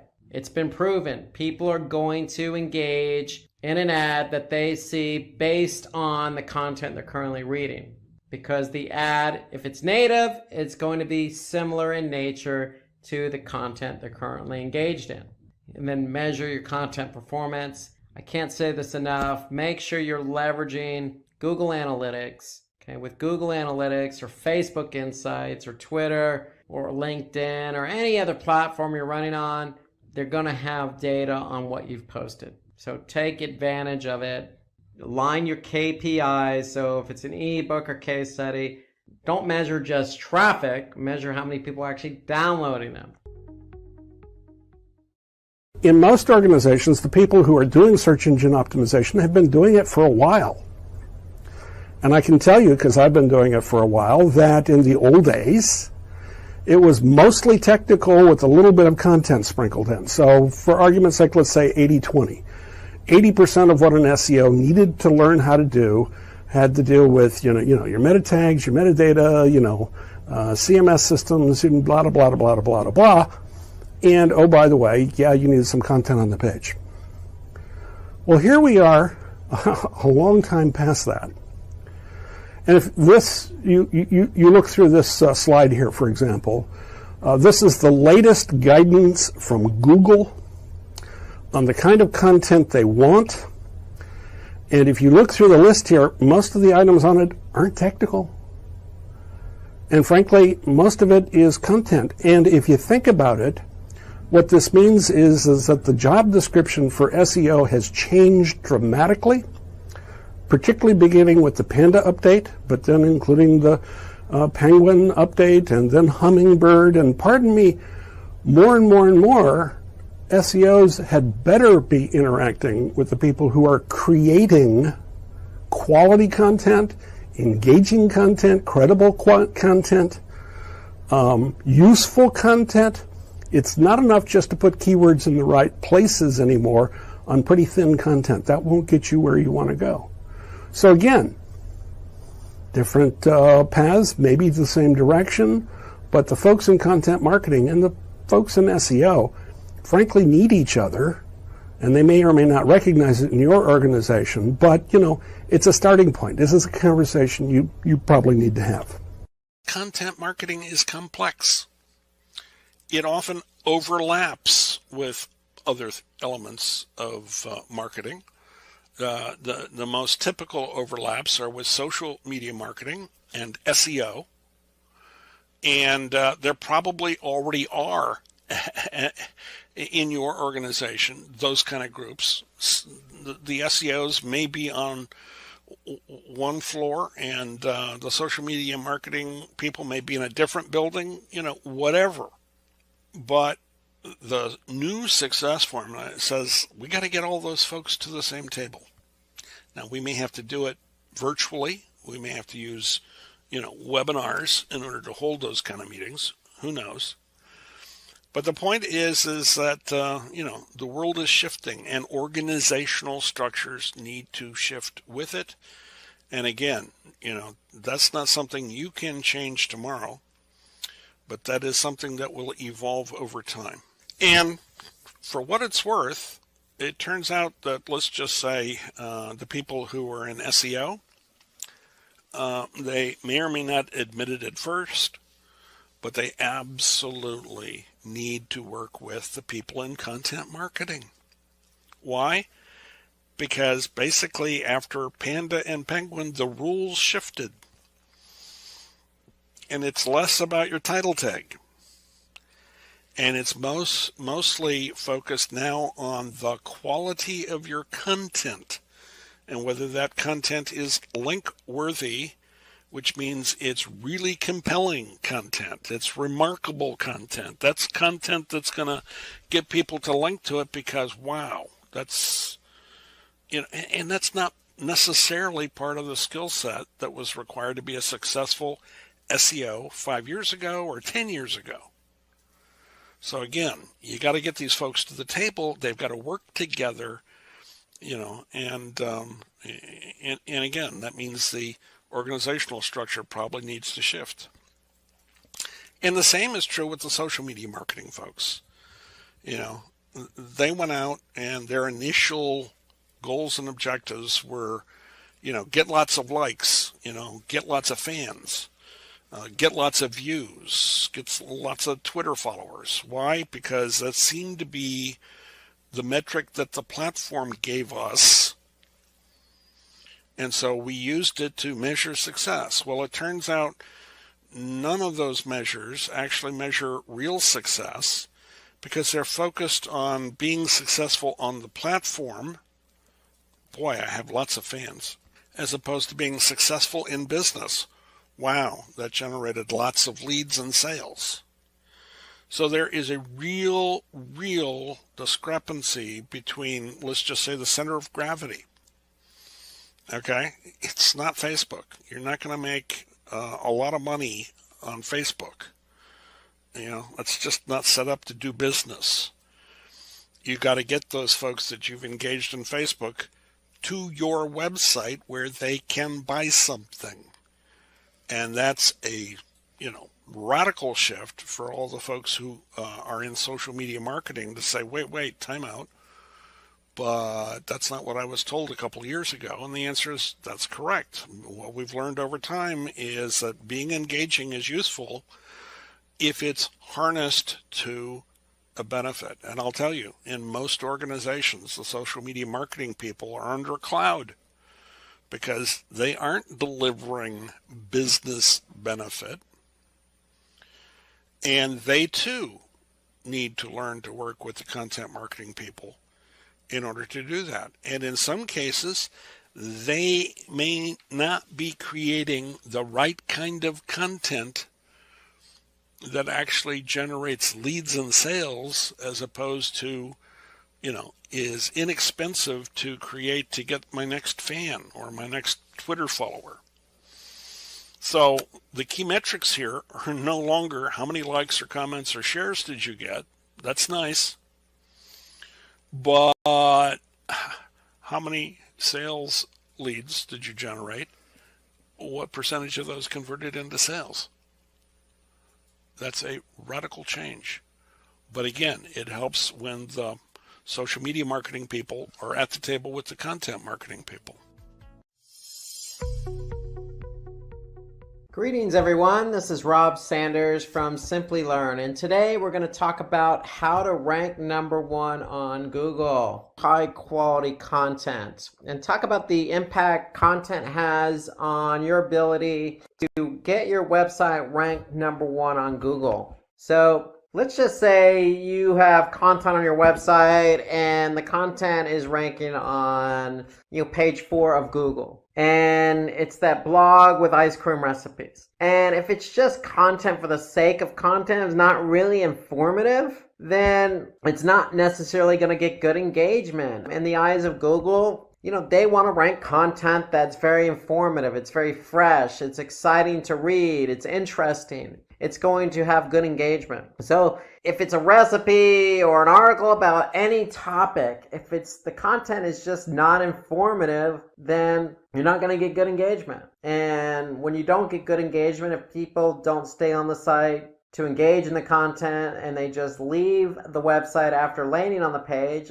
causing a bounce, then the content's just going to continue to fall down the rankings. And we want to prevent that. We want to move up the rankings. We want to be #1 on Google. We don't necessarily want to fall in the rankings for our content. So content is a key driver in being able to rank #1 on Google. So if the content is on page 9, what can we do? Well, we want to be able to, take that content and do something with it. We feel like we did write engaging content, so let's go ahead and share it on social media. And to me, social media is a good platform to share your content, because on social media platforms like Facebook, for example, you're building a community on that platform. That community is already interested in your content. So if you're sharing an ice cream recipe, especially in the summertime, and you're engaging with your community on that platform, then the likelihood of that community on that platform is going to increase engagement. Increased engagement will send social signals to the search engine that says, hey, this content is good quality. Likewise for any other platform. Most social media platforms have engagement metrics, and those engagement metrics pass signals. Is it good? Is it not good? Do we like this content? Are we giving it a thumbs up? Are we going to want to follow it? Are we going to want to share it? And so if you share content that you feel is engaging on social platforms, then it's going to be engaging, and it's likely going to cause an increase in engagement, for example, a decrease in bounces. And once you share that quality content, then the likelihood of it moving up the rankings, even as far as number one on Google, is going to be greater. So you always want to start out writing good quality content. So let's talk about good quality content, because Google does take content seriously. They do take into account what other people think of that content. So high quality content is an important factor. So how to create good content? That's always the question. So let's talk about some best practices here. Remember, in the last segment, we talked about keyword research. So we want to perform good keyword research. Why? Because we want to choose keywords. Remember, we're choosing multiple keywords per page. One keyword could be related to our brand. One keyword could be related to the content, but another keyword could be related to a user's intent, like recipes. If you recall the example we used with bread recipes, maybe somebody's looking to type in a keyword that says, how do I make, a bread? Or how do I make a specific type of bread? Or how do I make banana bread? Or what's the best recipe for banana bread? They're question related, and we want to be able to answer those questions. So that's where choosing those right keywords that's going to respond to a user's intent. So starts with choosing the right keywords. So remember, we talked about a number of different tools when we talked about keyword research. So there's a research tool that you can use called phrase.io, and that will help you do quick research on, keywords and trends and whatnot. So if you know a better research tool that you use for keyword research, then drop us a comment below. I'd be interested in getting your comments about keyword research and what research tools are out there. So if you know something better than phrase.io, drop a comment below, and we'd be interested in getting your perspective. So keyword research is key, but creating content that fulfills users' requirements. So answering those questions. If it's a recipe, we want to answer that question. If it's directions, we want to answer that question. If they don't know how to do something, we want to answer that question. And that's the whole idea behind content. Content is not just to fill a page, it's to really fulfill users' requirements. That's when you get good engagement. So if somebody's typing in something on Google and they're looking for an answer, your content should answer that question. But we also want to make the content readable. So in other words, write for your audience. Don't impress anybody with very high vocabulary type words that somebody doesn't necessarily know the meaning of. Don't use jargon. Don't use a street language, for example. Use everyday common language that's just easily digestible when your audience is reading. And then we want to keep that content organized. And so when we mean organized, we want to use headers and subheaders. Break your content into paragraphs. Keep the flow organized. If we can keep the flow organized, then it's going to be easier for somebody to read. And then it's okay to add resources, especially resources from credible sites. So if you can incorporate those resources in there, then it's just going to add the credibility to your content and let the audience know that, hey, I've done my research on this topic, and this is what this person has to say about it. This person who seems to be credible. Okay, so it only adds value to your content. So these are all tips to remember when creating content. And then the one important tip here is we want to use white hat techniques. And when we say white hat techniques, that means, if we've chosen keywords that are going to answer somebody's question, we don't want to stuff those keywords into the content. We want the content to be naturally written. So when we say opt for white hat techniques, that's what we mean. Write the content naturally. Keep it organized, keep it readable, include third-party sources, and make sure it answers a question. So there are different types of content. So there's content where you just write words. It's all text-based. You could also use an infographic. An infographic is simply just a graphic that visualizes exactly what you're trying to explain. For example, if we want to write an article about how to write good, engaging content, we don't necessarily have to write all that out as a text. We can create an infographic. So for example, here's an infographic on 20 effective ways to basically not bore your readers, but write engaging content. So you could see this is an infographic. It's all graphically laid out. So infographics tend to be easier to understand because they're visual. They're easy for the end user to comprehend because there's generally no jargon. It's usually images that are portraying the point of what you're trying to get across. And so it tends to break it up, the monotony of just text. It's more visually appealing, and it's laid out and organized. So you can see this infographic has 20 different steps or rules, and they lay those out all here in this infographic. And the great thing I like about infographics is you could share them on social media, you can re-engage them as a post, you could save them on really any social platform. So infographics tend to tell a better story versus, say, just writing text. You can use video and images, so you don't necessarily have to lay it all out in an infographic. You can certainly insert a video or an image into your content, especially if it's a blog post. If it's a blog post, then sometimes video and images on its own tell the story. You don't necessarily need text to go ahead and tell your story.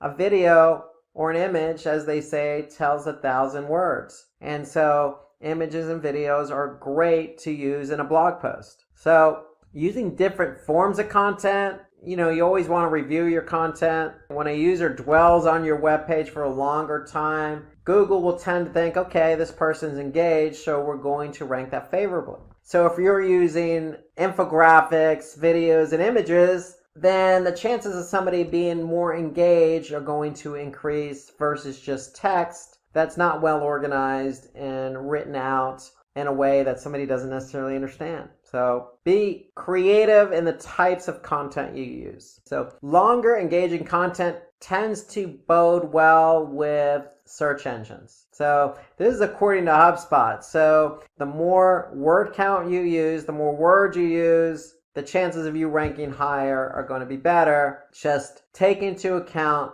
best practices. You want to maybe break up the content with an image, organize it, make it engaging, use headers. So it's not necessarily just words, it's the words and how those words are written, how they're structured, the types of keywords you're using, how you're engaging with your audience. There's a lot of factors, again, those best practices we just went over. But the key is, if you have longer, more engaging content, then it's going to bode better for you on search engines. So a couple of steps to create high quality content. So you want to begin with a comprehensive introduction. So always introduce your content. Remember, the content should be relevant to the keywords. So if you're choosing keywords in your keyword research, think about answering that question. If somebody's typing in bread recipes, maybe they're looking for banana bread recipes. How to make the best banana bread, or how to make banana bread using dried figs. We want to be able to align our content with that keyword naturally. You want to create a title that's worthy, that's click-worthy. So remember, if you're in Google search and you're doing search for something simple like bread recipes, we want to make something that's going to be, engaging for somebody to click on, like easy perfect yeast bread or easy crusty French bread, or something that's going to be engaging. The best bread recipes, or how to make the best homemade bread.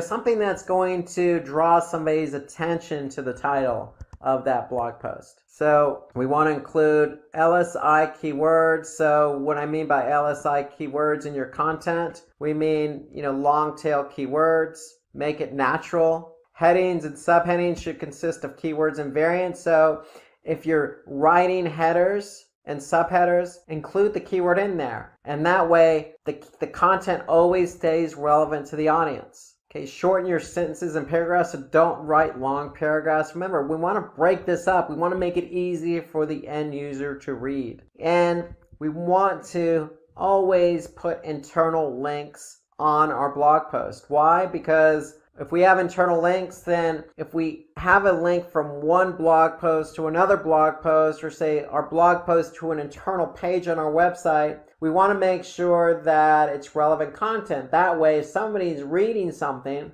and you have an internal link, let's just say from a bread recipes page to a banana bread recipes page, then they may find it interesting, click on that link, and go to the banana bread recipes page. So it's keeping somebody engaged on your website. So putting in internal linking will help keep the end user engaged because you're offering up links that's relevant to the content. You always want to break up that content with images. Okay, we want to use alt tags, meaning we want to pen the image with text. So that way, if the image doesn't load, then at least the alt text will load.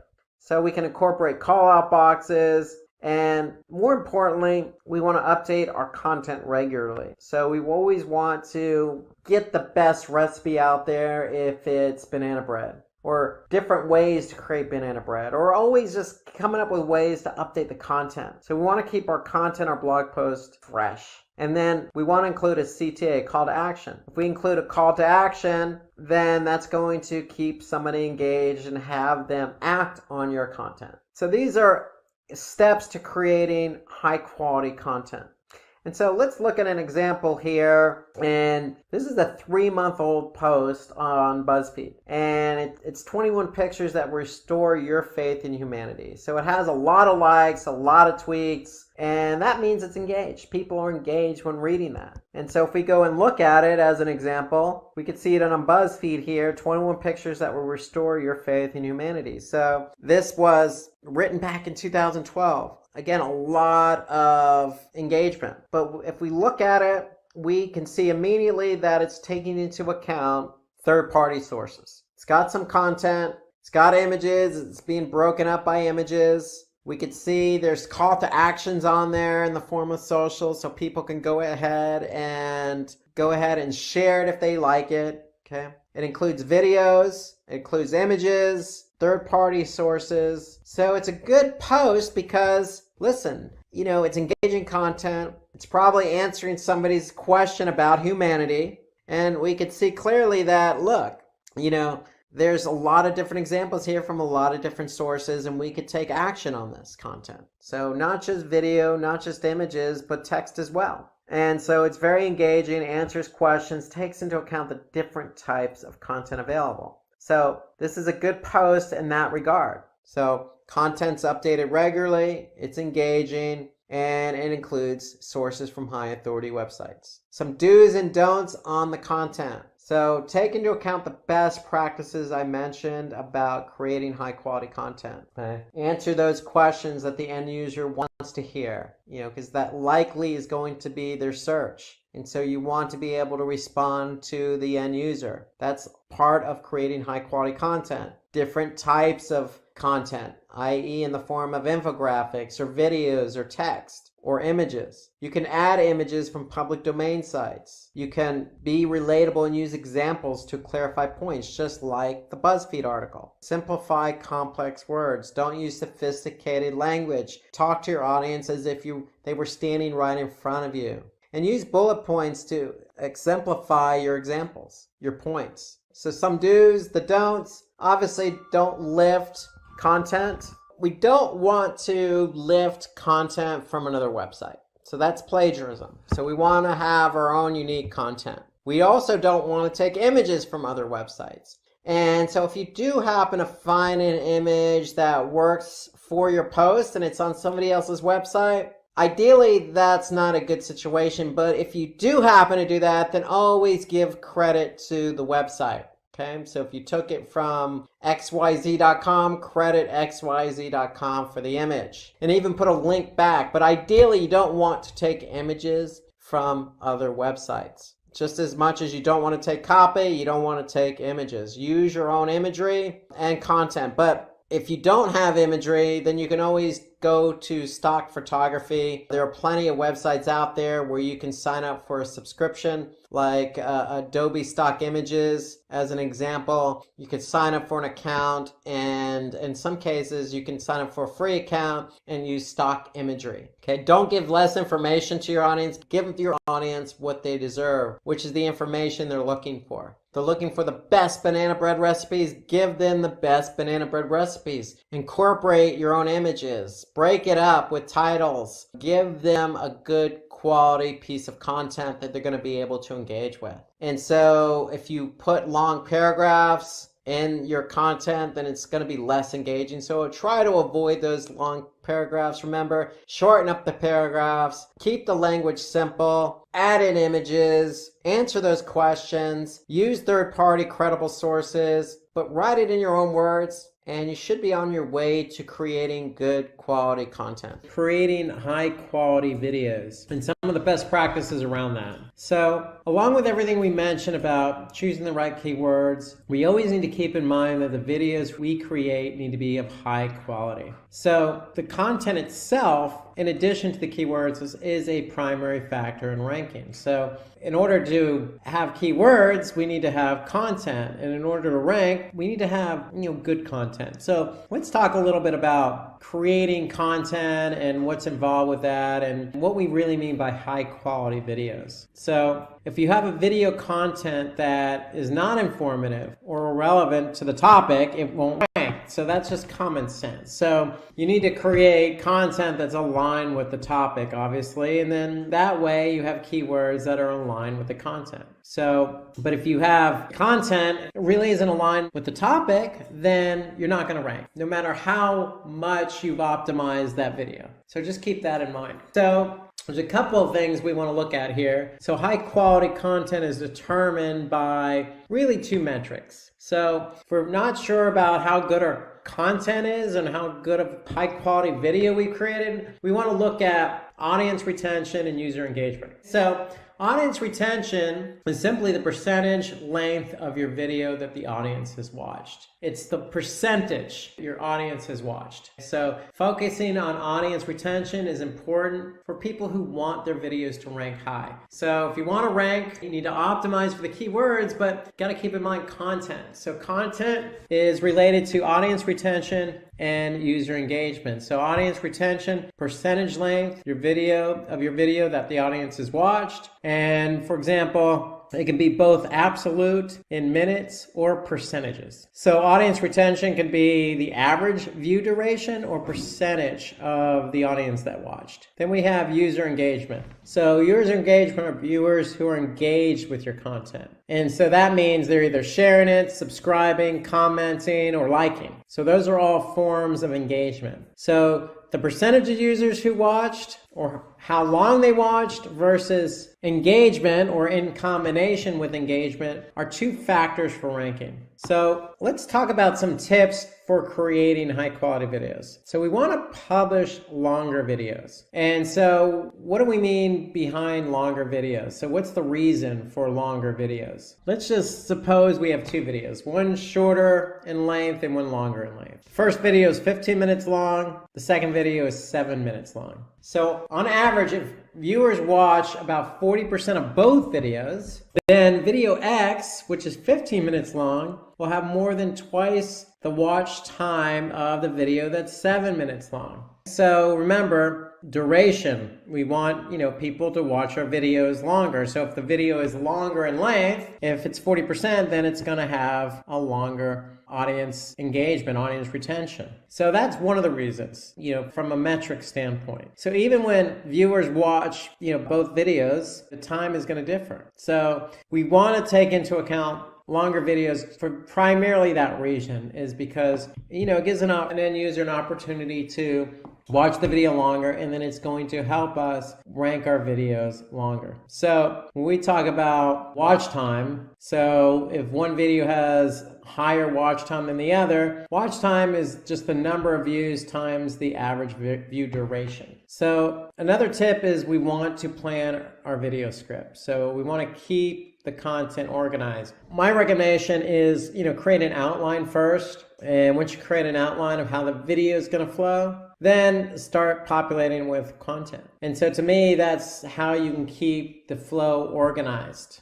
okay, is really with an outline, starting out with an outline. Videos are no different than, say, a presentation. If you've done a PowerPoint presentation, you always want to start out doing an outline. And then we want to upload high resolution videos. High resolution, we don't want to create videos that, are small resolution, like say, 400 by 400 resolution or something, something really small. We want to create something very high res. So according to Back or Linko, more than 50% of videos on the first page of YouTube are high definition. So high definition videos of higher quality are going to be shown on the first page of YouTube more often than not. So high resolution videos, organizing the content, publishing longer videos are examples of creating high quality videos. We also want to make sure that content is relevant to the title. So if we're talking about machine learning basics, obviously the content is going to be about, intro to machine learning or what is machine learning, and then the title should reflect that content. So aligning the title sets the expectation for the end user. So when they see a title, what is machine learning? Then when they watch the video, they're expecting to learn about machine learning and what it is. So if it meets expectations, then the chances are that person who's watching the video is going to watch it longer.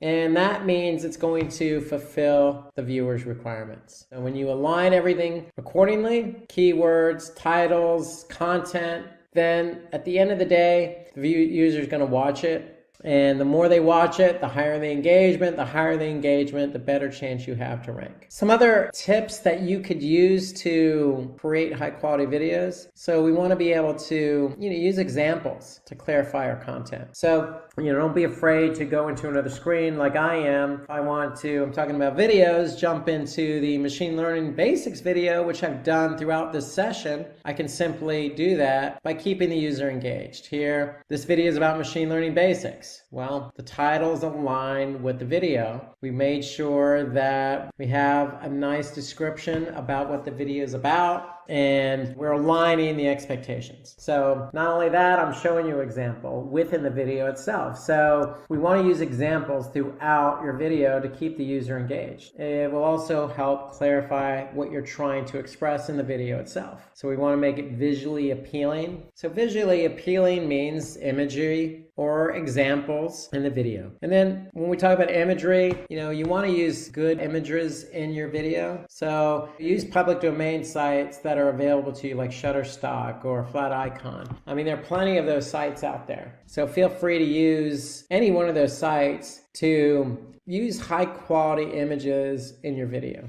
Give more information to your audience. Giving maximum relevant information can help gain more views. And so when we talk about more information, again, it goes back to, the examples you use. Should be no shortage of examples. Here, description, use all 5,000 characters at your disposal. Imagery, we want to build up as much information as you can in the video itself to keep the end user, the viewer, engaged. We also want to create original content. So always create original content. You could certainly get ideas from YouTube. If you want to create a video about machine learning, see what else has already been done.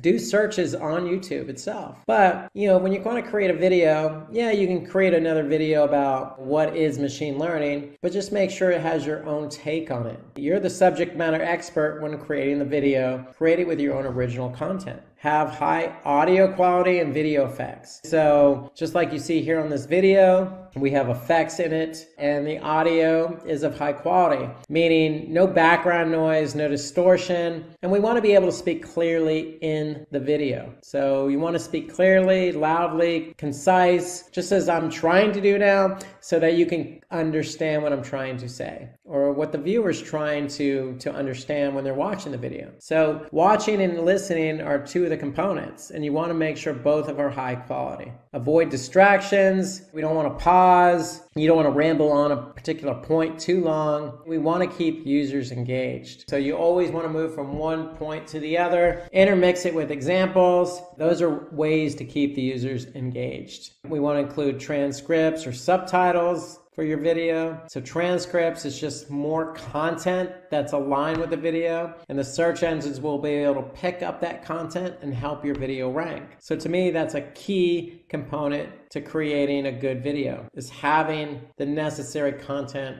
go along with the video. That outline I referenced earlier in terms of organization, you always want to have a content outline. So what topics are you going to cover in the video? That's why you need the outline to point that out, confirm that before you actually start creating the video. Okay, focus on the initial 15 seconds. So that's key. Somebody's going to click the play button of your video, and if you don't catch them in the first 15 seconds, then they're likely going to pause the video or just go ahead and close it out altogether. So you want to be able to capture somebody's attention right off the bat. And even before they click on that play button, you want to make sure, again, you're exceeding expectations. That title is aligned with the content. So in your first 15 seconds, it basically needs to be catchy, but also setting the expectation of what the user is expecting. So in this example here, we want to pay close attention to the first 15 seconds. That's when viewers are most likely to drop off. So we can look at audience retention in YouTube. So use the options above the graph to view absolute audience retention or relative audience retention. So audience retention is basically how many views a video received and the percentage of the total number of video views. And that includes every moment of the video as a percentage. So we'll show you an example of what that looks like. So here, if we go to the machine learning basics video, we can look at the audience retention report. And this is, since it's been uploaded, the lifetime audience retention. So here we can see a nice graph, the percentage of people who viewed it and how long they viewed it. So in percentage. So here, for example, I can see, 43, 44% watch the video for at least 2 minutes. Here I can see 28.6% watched it for 6 minutes plus. So that's the audience retention. It gives us an idea in terms of percentage,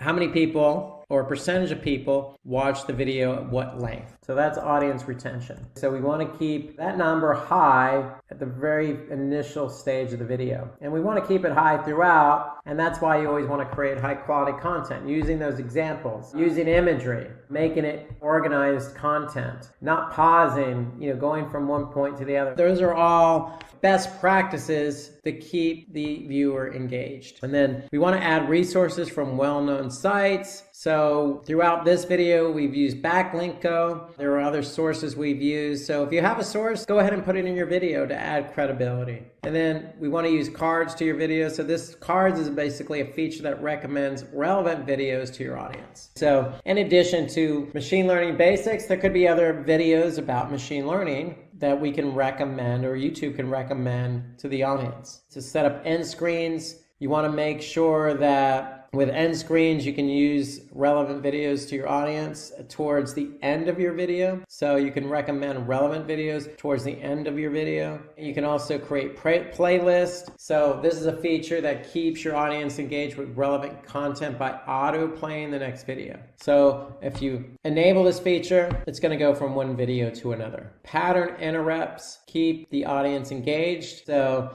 basically, it allows your audience to stay within one video without having any interruptions involved. And so going back to the Did You Know, audience retention report helps you analyze how well your videos are engaging to the audience. So what do we mean by that? Well, if I go back again to my audience retention report, how engaging was it? Well, I could see 42%, 43% watched it on average of 3 minutes and 21 seconds. So to me, that's pretty good. Of course, we always want 100% of the video. If the video is 7 minutes long, if almost half of our audience saw over half of the video, then I would say that's pretty good. People were engaged. So audience retention just is a good report to start looking at to help you understand how engaging is my video. And if your video is not engaging, you can always go back and edit it or fix it or tweak it. So remember, the average view duration for all videos and top performing videos listed by all time, we can look at that information as well. In addition, we can look at demographics, so we can get an overview of the age, gender, and location. Okay, we can look at playback locations report, and what the playback locations report does is it helps us determine the platforms where our videos are being streamed from within YouTube. Look at the traffic sources,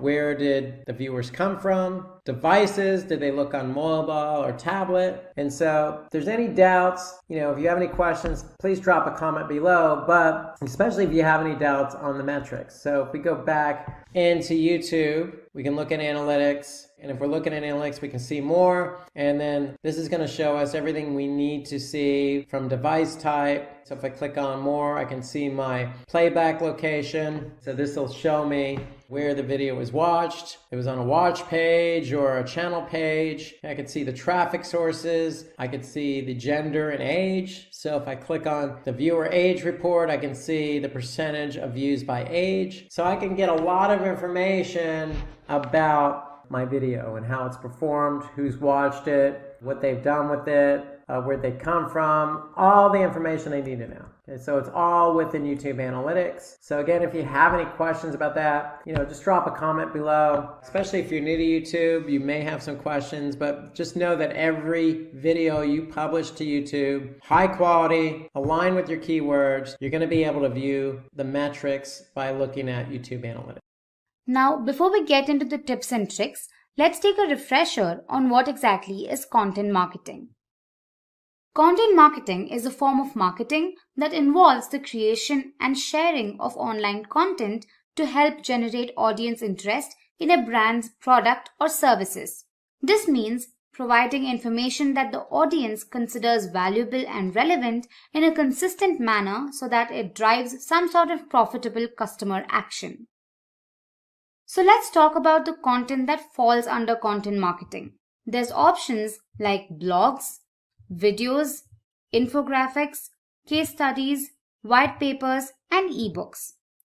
So why is content marketing so important? Firstly, it helps build awareness, trust, and loyalty in your brand. The more your brand provides accurate and well-researched content, the more people learn about and trust your brand. The more the audience trusts in you, the more they're likely to buy from you. Creating the content is relatively inexpensive and can be done in-house. Content marketing will also enable your brand to increase traffic to your site and get more conversions. It also helps improve other marketing tactics like search engine optimization, social media, and public relations. Now let's have a look at the content marketing process. The first step is to determine what goals you want to achieve with your marketing campaign. It could be increased conversions, website signups, and so on. Then you set up buyer personas from among your audience that can buy your content. But what exactly are buyer personas? Now, these are research-based profiles that represent your target customer. Buyer personas help you describe your brand's ideal audience, the decisions they make, the challenges they face, their interests, and so on. Next, you'll have to set up content audits to determine the best type of content that works for you. You also need to set up a content management system like HubSpot, Squarespace, Wix, and WordPress. They'll help you with increased collaboration, greater support, run A/B tests, and much more. You'll need to brainstorm for new forms of content that your audience can enjoy. After that, you can zero in on a particular form of content that would work the best for you. And finally, you can publish and manage your content. Now let's talk about content marketing tips. Number 1, remarket your content. Content marketing is one of the many ways you can spread your content to a wider audience. You can define the audience you want to market to and then tag visitors who come to your site. And using Google's display network, you can strategically position your ads in front of people on Google or its partner websites who previously interacted with your website and advertised to them. Through this, you can build awareness and engagement with your audience. Here's an example of a banner advertisement I would be shown if I was shopping for a MacBook Pro on Amazon and changed my mind at the last moment. This ad would maybe stay at the back of my head until eventually I go and finish that purchase. Now let's go to number 2, answering complex questions with your content. Targeting specific keywords is extremely helpful with your content. This is why you need to focus on Google's featured snippet. This position, also known as position 0, enhances and draws user attention on the search engine's result page. Through the featured snippet, you can drive a large amount of traffic to your website while cementing your position as an expert in your industry. You can have different forms of snippets, like definition boxes, where a snippet of text gives researchers direct and concise definitions and descriptions. You could have tables where data is taken from the page and displayed in a table. You could have ordered lists where items are presented in specific order, and you can also have unordered lists. Next up, number 3, we have create a personality for your brand. If you're looking to grow a following for your content, try not to copy how already established and successful corporate blogs do things. Nowadays, audiences tend to prefer content that has a certain humanness about it. Tend to follow solo influencers. They advertise their brand by being themselves. In a way, they're selling themselves by being themselves. You need to analyze what these popular and influential blogs are doing and incorporate into your brand's website. Thanks to this, your audience will connect with you and come back for more. Now, here's an example of one of the largest players in digital marketing, Neil Patel. See how he himself is the brand. And if you've gone through his content, you know it's pretty great as well. That's what you should be striving for. Moving on to tip number 4, ensure that your content matches your brand's voice. To make sure of this, you need to constantly review your editorial standards and make sure your tone and quality remain consistent. You need to ask your audience questions about how you can develop and refine your brand's voice. By answering these questions, you can provide your audience with a more cohesive and helpful experience. Your tone of your brand can vary on the basis of what type of content you're planning to post and what the goal you want to achieve from the campaign. Next up, we have number 5, back up your arguments for data. Using statistics and facts to make a point by including a link to the original source makes it extremely credible. This data can help the audience grow trust in your brand to persuade them that your content is valid and valuable. This will also help your brand grow as an industry expert. At number 6, we have use specific keywords. Now make sure you use specific keywords in your content. This takes care of the SEO aspect behind your content. This will also help your content have a greater chance of being found, indexed, and ranked. It could also help your content rank for niche topics within your industry. Moving on to tip number 7, evaluate the success of your content with data. Earlier, we talked about why it's so important that you back up your content with data. Now, let's talk about how data can help you improve. Analytics tools will help you learn more about how well your content is doing, the age demographics of the people enjoying it, who doesn't, their locations, the best time to post, and much more. With this data, you can make sure that your time and money are being used in the best possible way. Some of the most popular tools in the market are BuzzSumo, Evernote, HubSpot, Trello, and WordPress. These will help you find topics and influencers within your industry. You can capture, organize, and share notes, collaborate with team members, create sales funnels, and much more. Now, we've reached midway right now. So I've got a question for you. Do you guys have any tips for content marketing that we haven't covered yet? Let me know in the live chat. Alright, so let's get back to our list. Tip number 8 is to be consistent with your content. Post your best performing content and make sure they follow a consistent schedule. Finding a balance of the different types of content to be posted with the help of a content calendar will show your audience that you're committed to providing them helpful and informative content. This will also establish your brand as an authority and thought leader within your niche. It will help your audience depend on you for quality content and give them a reason to return. Tip number 9 is to make your content actionable. Providing actionable steps or information in your content will coerce your audience to take a particular action quickly. It can help you create valuable content and fix pain points faced by your audience, build a strong relationship with them, and earn their trust. It also leads to increased engagement and a positive brand experience. It provides users with real value and solutions, leading them to take action. Here we have an example from Trello where we see a pop-up with a call to action asking interested users to input their email IDs to Social Media Today involving more than 200 marketers. More than 49% of them felt content marketing was really important to their digital marketing campaigns, and more than 25% of their budgets are used for visual advertising. Content like images, infographics, videos, and other forms of rich media will help you enhance the message of your brand and reach a wider audience. Here's an example of advertising by Coca-Cola. Although there's not a lot of text in the ads, you can immediately recognize the unmistakable branding and the message they're trying to send. Moving on to tip number 11, create trending and evergreen content. Creating content that's evergreen and trending with your own unique angle, statistics, and research will be a huge advantage since you'll have to update it every now and then. You'll get a great deal out of the work without having to do a lot of work. Here's an example of one such evergreen article. People are never going to stop wanting to learn how to do SEO.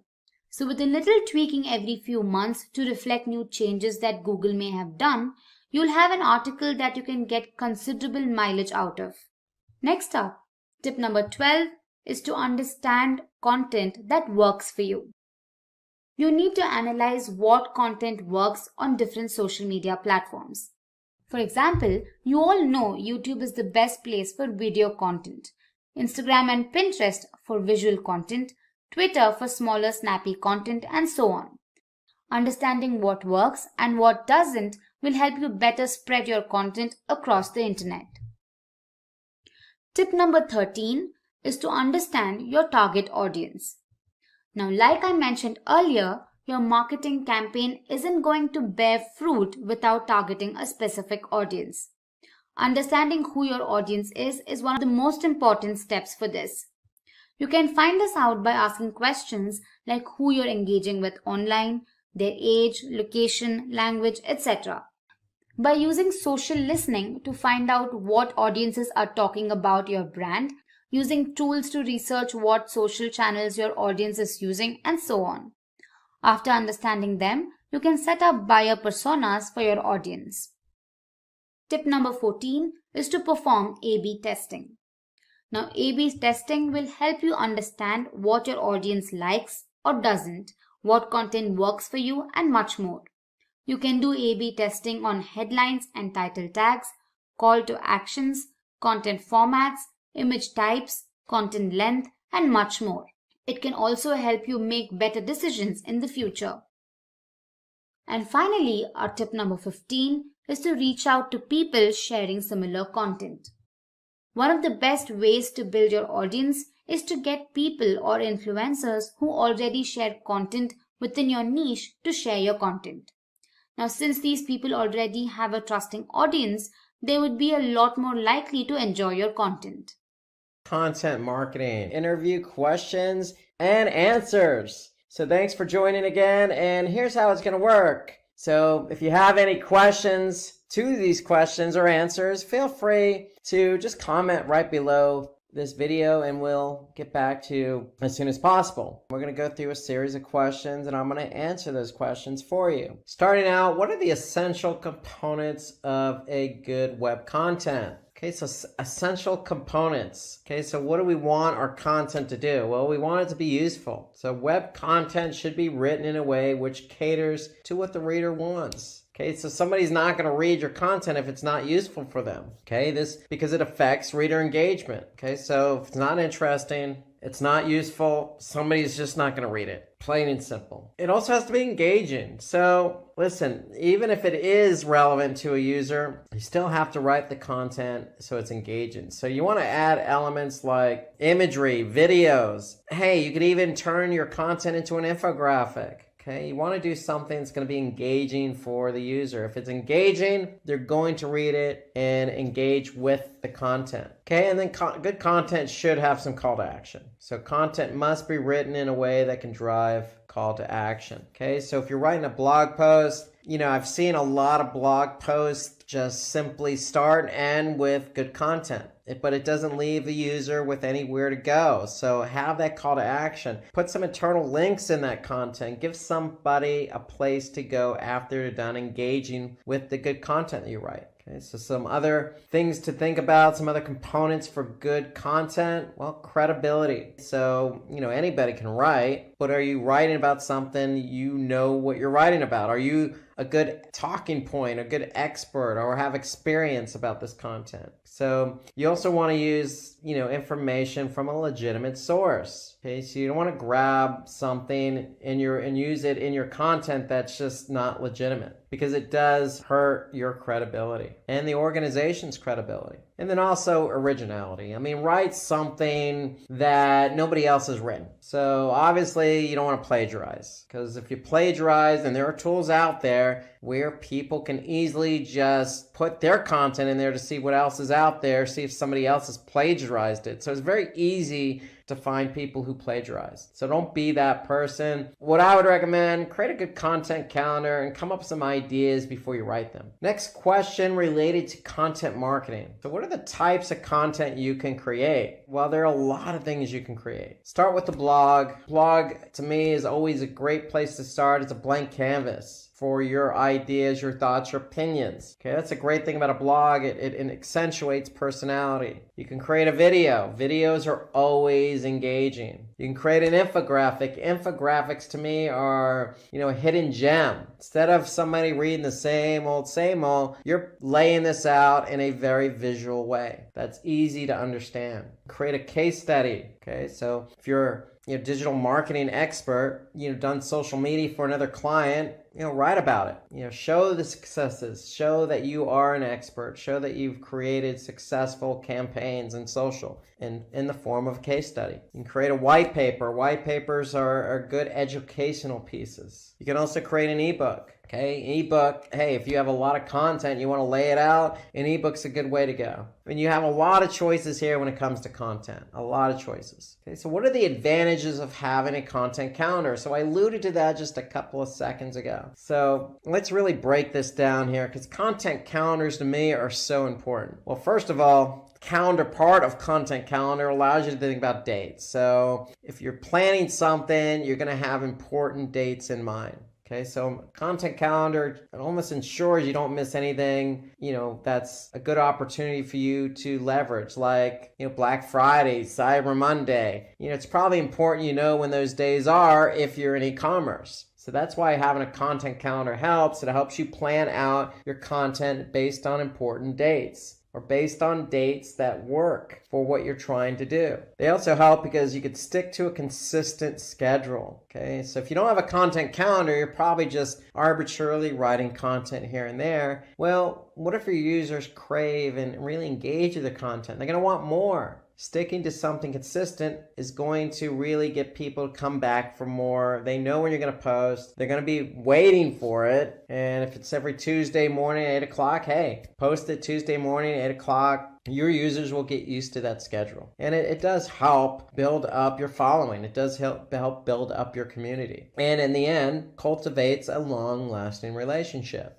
And then having a content calendar also allows you to mix up your content. Okay, so you can see and plan ahead different types of content in different formats. That way it allows you to mix it up. Okay, whether it be a blog post, an infographic, a video about different topics. Okay, some other advantages here: saving time. It just allows you to prepare for the future. When you can prepare, you're efficient. And when you're efficient, you're not wasting time. And so to me, having a content calendar is a must, because a lot of us are busy. Who has time? And especially if you're going to work in a new company, so let's say writing content, you definitely want to have a content calendar, because you're going to want to use that time to efficiently plan. This is a new company you're going to start working at. You want to understand who this company is, what they've done in the past, what you haven't done. and what you want to do. Okay, so all of that helps you plan and prepare, and it saves you the time and effort and hassle down the road. And then at the end of the day, you want to be able to figure out what works. So planning your posts puts less strain on you and your team members as well as company resources, because when you plan and you post, you're going to get data. And then when you get data, it's either going to work or not work. And if it doesn't work, then you know in the future you're not going to put that piece of content or that topic in the content calendar again.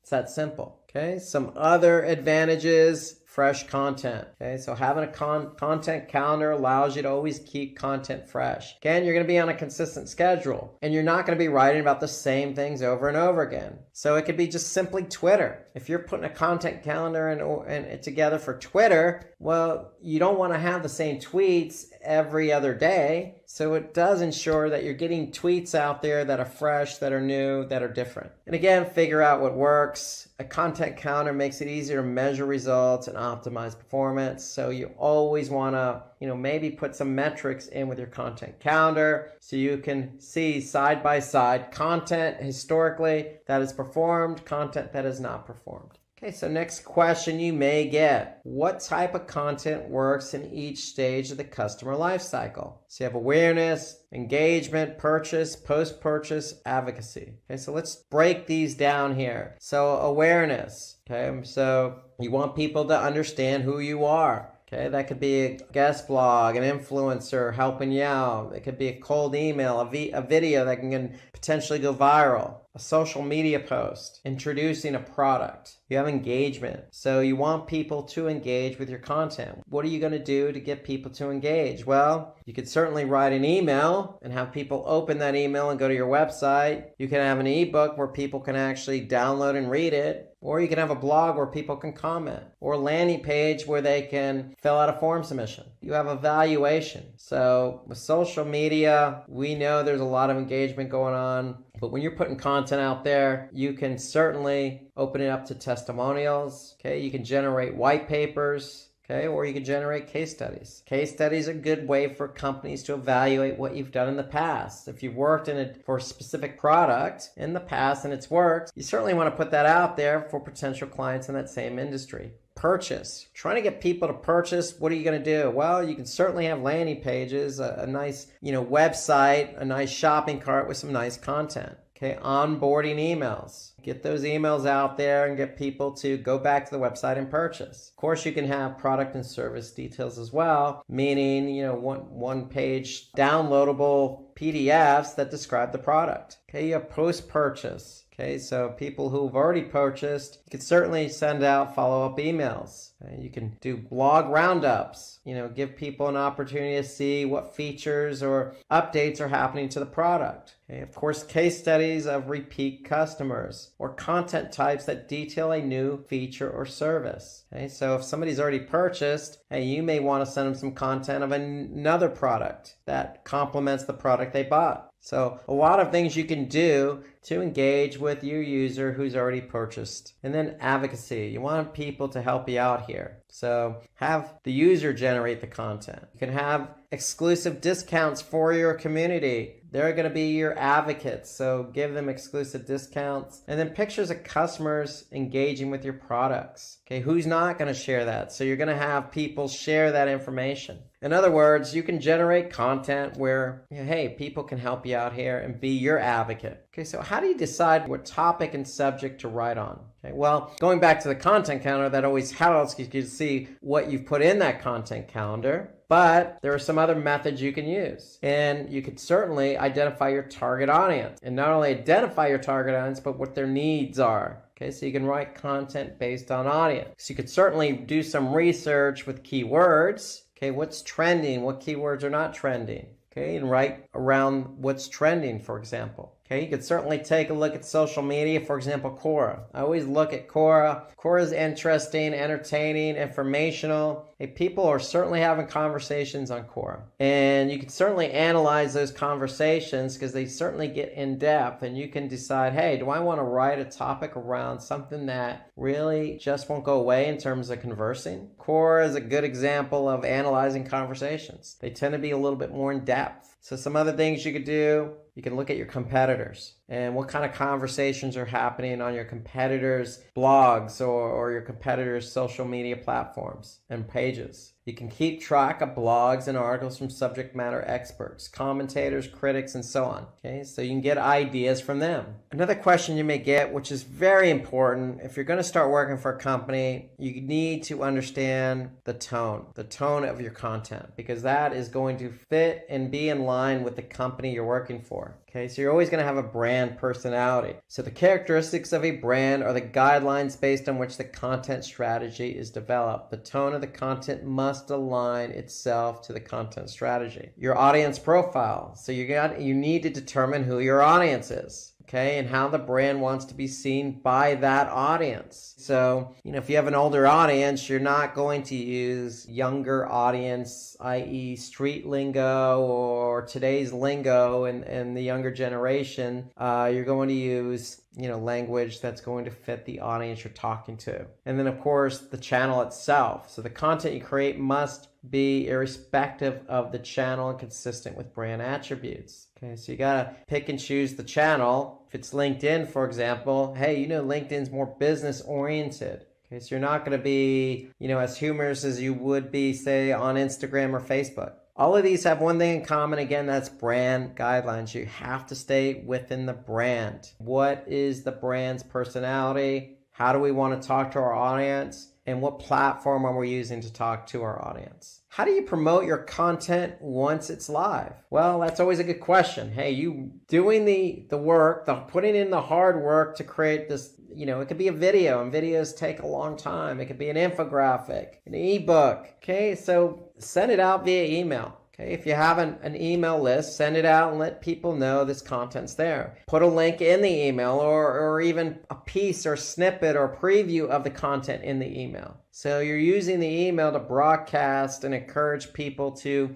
if it's an ebook, get the rest of the ebook. Okay, you can certainly leverage social media to engage with your community. That's the best, just as good as email. Get out there and let people know, hey, I got my book published. Come and download it. You can give a discount to the first 100 people that download it. Okay, you can always promote your content via ads. So whether that be Google or Facebook, you always have an opportunity to be more prominent by advertising the content that you have to offer. So you can always reach out on social media, again, targeting interesting people directly. So you can always interact with people on social, or you can write for others. Attract people from the web to important pages of your website by guest posting. So you can always go onto a popular blog post and write something and, link it up or have it be relevant to the content you've written. So next question, how can you determine how well your content is doing? Okay, very important. Again, you've done all the work.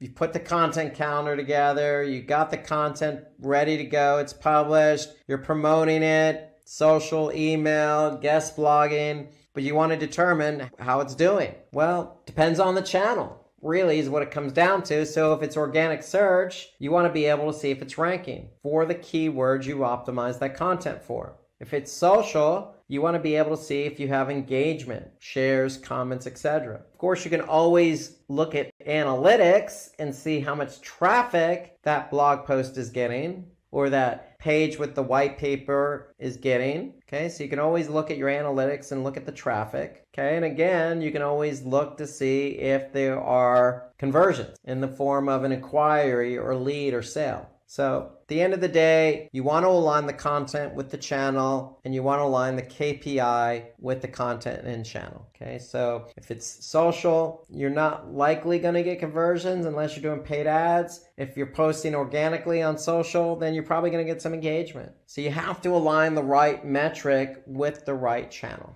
What are the steps involved in the content marketing process? Okay, so you really need to decide what goal you want to achieve with your content marketing campaign. So that goes back to what I was just saying a minute ago. If you have content you post it on social, then what's the goal? What are you trying to achieve? Well, you're probably going to get engagement and likes. Okay? You need to define buyer personas to determine the audience best suited for your content. Okay, so you're always writing for an audience and you're going to market that content for that audience. So you always got to keep that in mind. Okay, run content audits to determine the best type of content that can be used. In other words, how did it perform? What kind of engagement did you get with the infographic? Or did that video really perform well? Or do we want to use, a blog post next time around or an image next time around? So continuing on here, you want to choose an appropriate content management system. Okay, so how are we managing all this content? Okay, is it WordPress or is it another platform? Okay, you could start brainstorming for ideas for new content. So again, that goes back to the content calendar. You leverage your content calendar to always create ideas for new content. Okay, then you want to settle on a particular type of content that you want to create. Okay, so once you come up and you're managing your content, you come up with some ideas, then you obviously want to choose the format. And then, of course, you want to publish and manage your content after it's all said and done. So these are the steps involved. Again, just quickly decide on the goal, the KPI, decide on your audience, look at what's worked and not worked in the past, get your content set up in the platform, okay, or get the platform ready to go, I should say. Okay, generate ideas with that content calendar, or ideally go to the content calendar for the ideas. Choose that type and then publish and manage. And when I say manage, I mean, again, going back to analytics or going back to the KPI that you align with that content to see if it's performing or not. Okay, so next question here. How do you target the right audience for your content? It's a very good question. You're not writing content for everyone. Let's be honest here. So you have to collect demographics of your target audience based on who's coming to your website, based on who subscribed to your emails, based on who's following you on social media. So in other words, you have people interacting with you, okay, in different channels, and you need to understand who these people are. So, do they fit a certain age range or generation? Are they skewed more female to male? Education level? What's their affinity or interest? Okay, do they have a certain income? So you need to really break down your audience here, and you could do that in analytics. You could do that on social. You can do that just by looking at your email list. Okay, all those will paint a picture as to who your audience is. I'm Greg Jarbo. I'm a member of the Market Motive faculty. In this first section, we're going to talk about what content marketing is, how it works, and also explore why it works. It seems like a new buzzword to you. It's actually a term that's been around for quite some time. It's just web search interest in content marketing has tripled since 2010, according to Google Trends. And that's why a lot of people are now just starting to get their arms around it. So, what is content marketing? Well, according to Rebecca Lieb, a friend of mine who wrote an article in Advertising Age, content marketing is not just a glorified way to say social media marketing.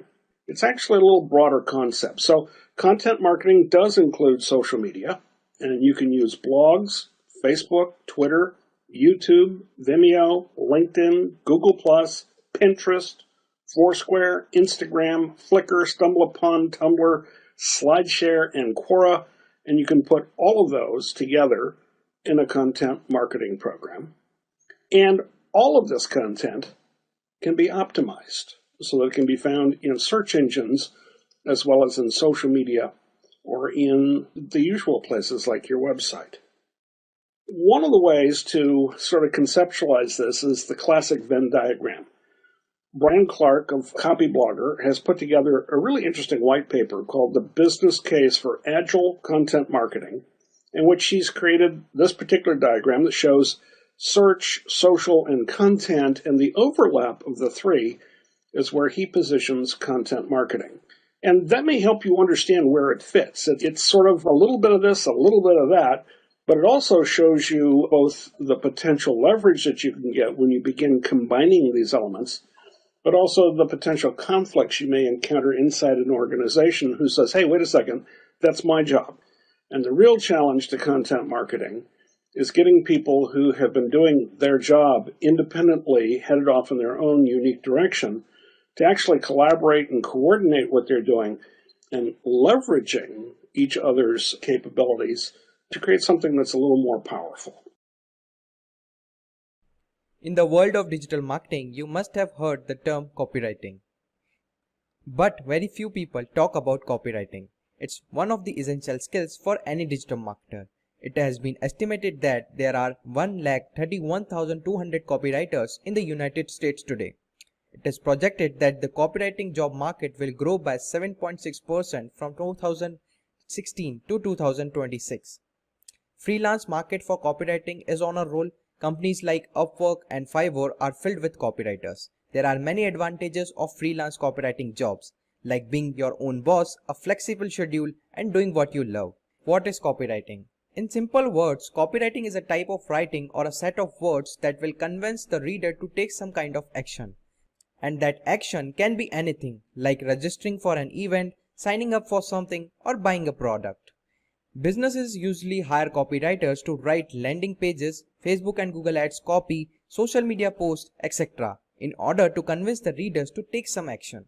Copywriting should be part of any marketing plan and is one of the most powerful ways to capture the attention of your target audience and motivate them to convert or purchase. Copywriting is everywhere when you go online or even offline. Remember the Google ad that you see when you search for something in Google? That is a copy. Or if you check your email box, you will find different promotional mails by different companies that are a copy.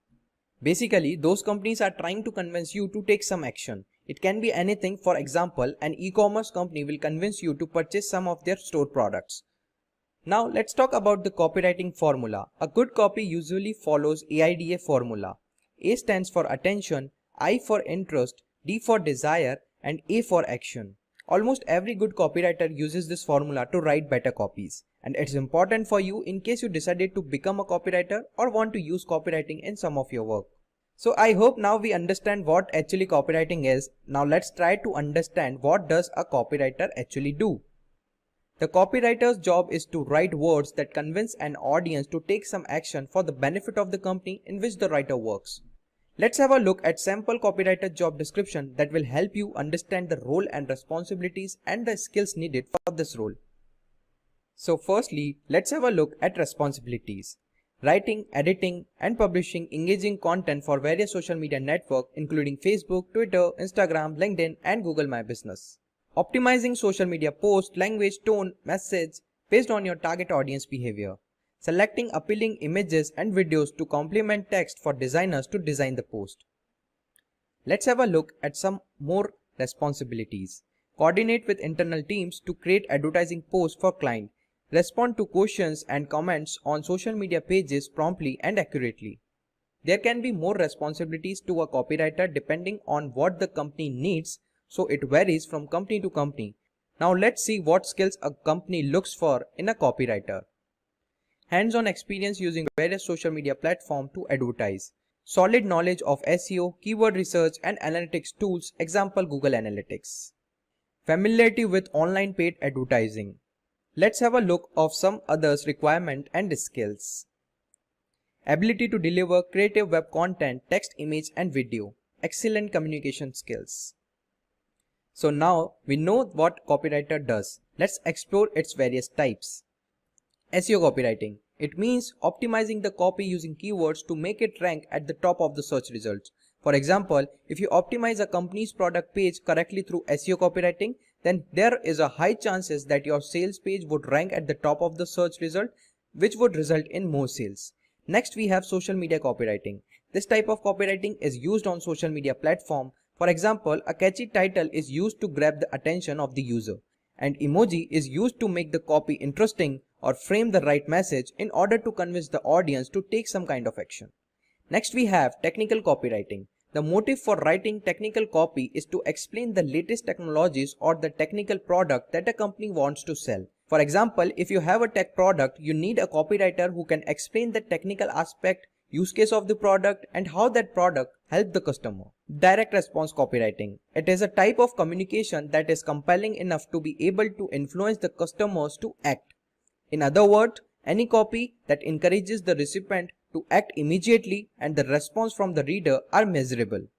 Another type of copywriting is public relation copywriting. In public relation copywriting, you write newsworthy things to catch your audience attention and gain their trust. It helps you quickly earn an audience with credible sources and as a result, your business can promote its product and services more effectively. Whenever you search on Google, you see some ads at the top of the search results that are also made up using copywriting. Following that, next we have ad copywriting. This type of copywriting is used to create effective ads. Generally, it's used in Facebook and Google ads. Now we reach the second last type of copywriting in the list, which is email copywriting. As you understood by the name, all the copy that we use in emails are email copywriting. It includes a good subject line, nice preview text, an intro sentence for the body of your email, and a strong call to action. Now let's discuss our last type, which is brand copywriting.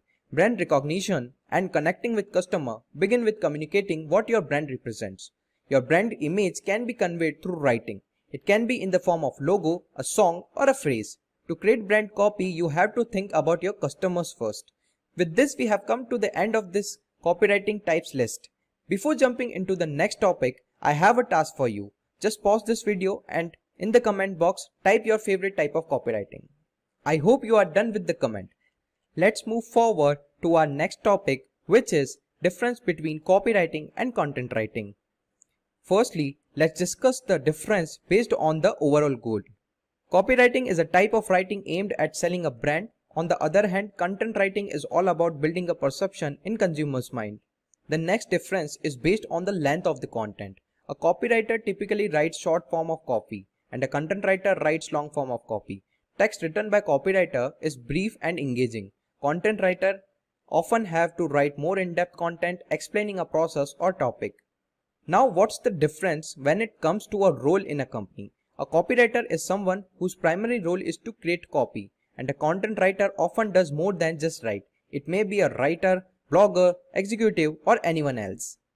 Lastly, let's discuss the difference based on SEO. A good copywriter understands SEO, but when it comes to a good content writer, they should know about the advanced SEO.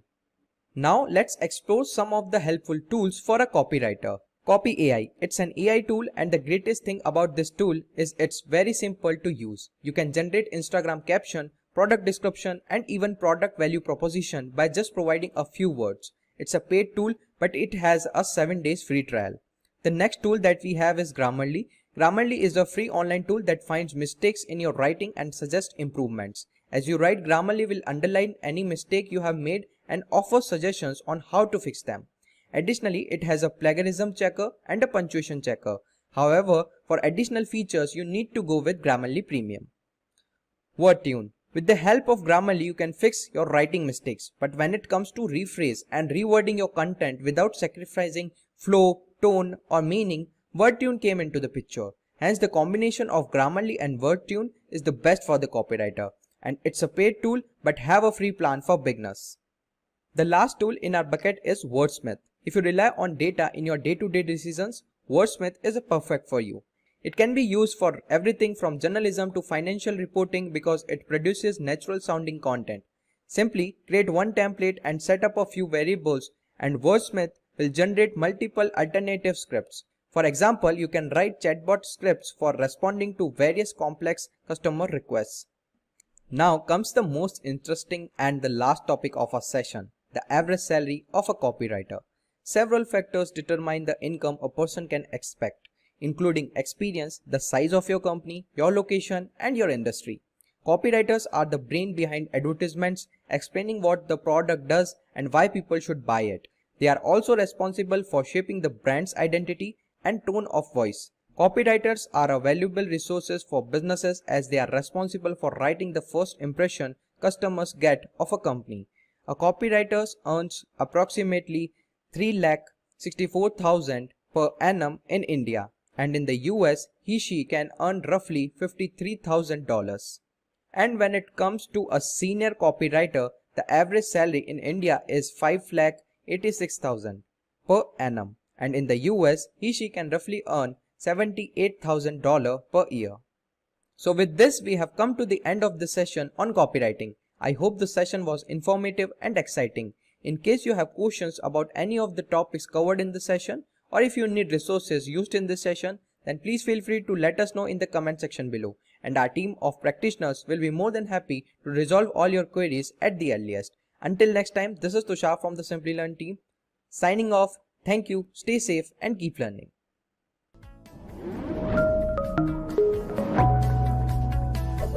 Hi there, if you like this video, subscribe to the Simplilearn YouTube channel and click here to watch similar videos. To nerd up and get certified, click here.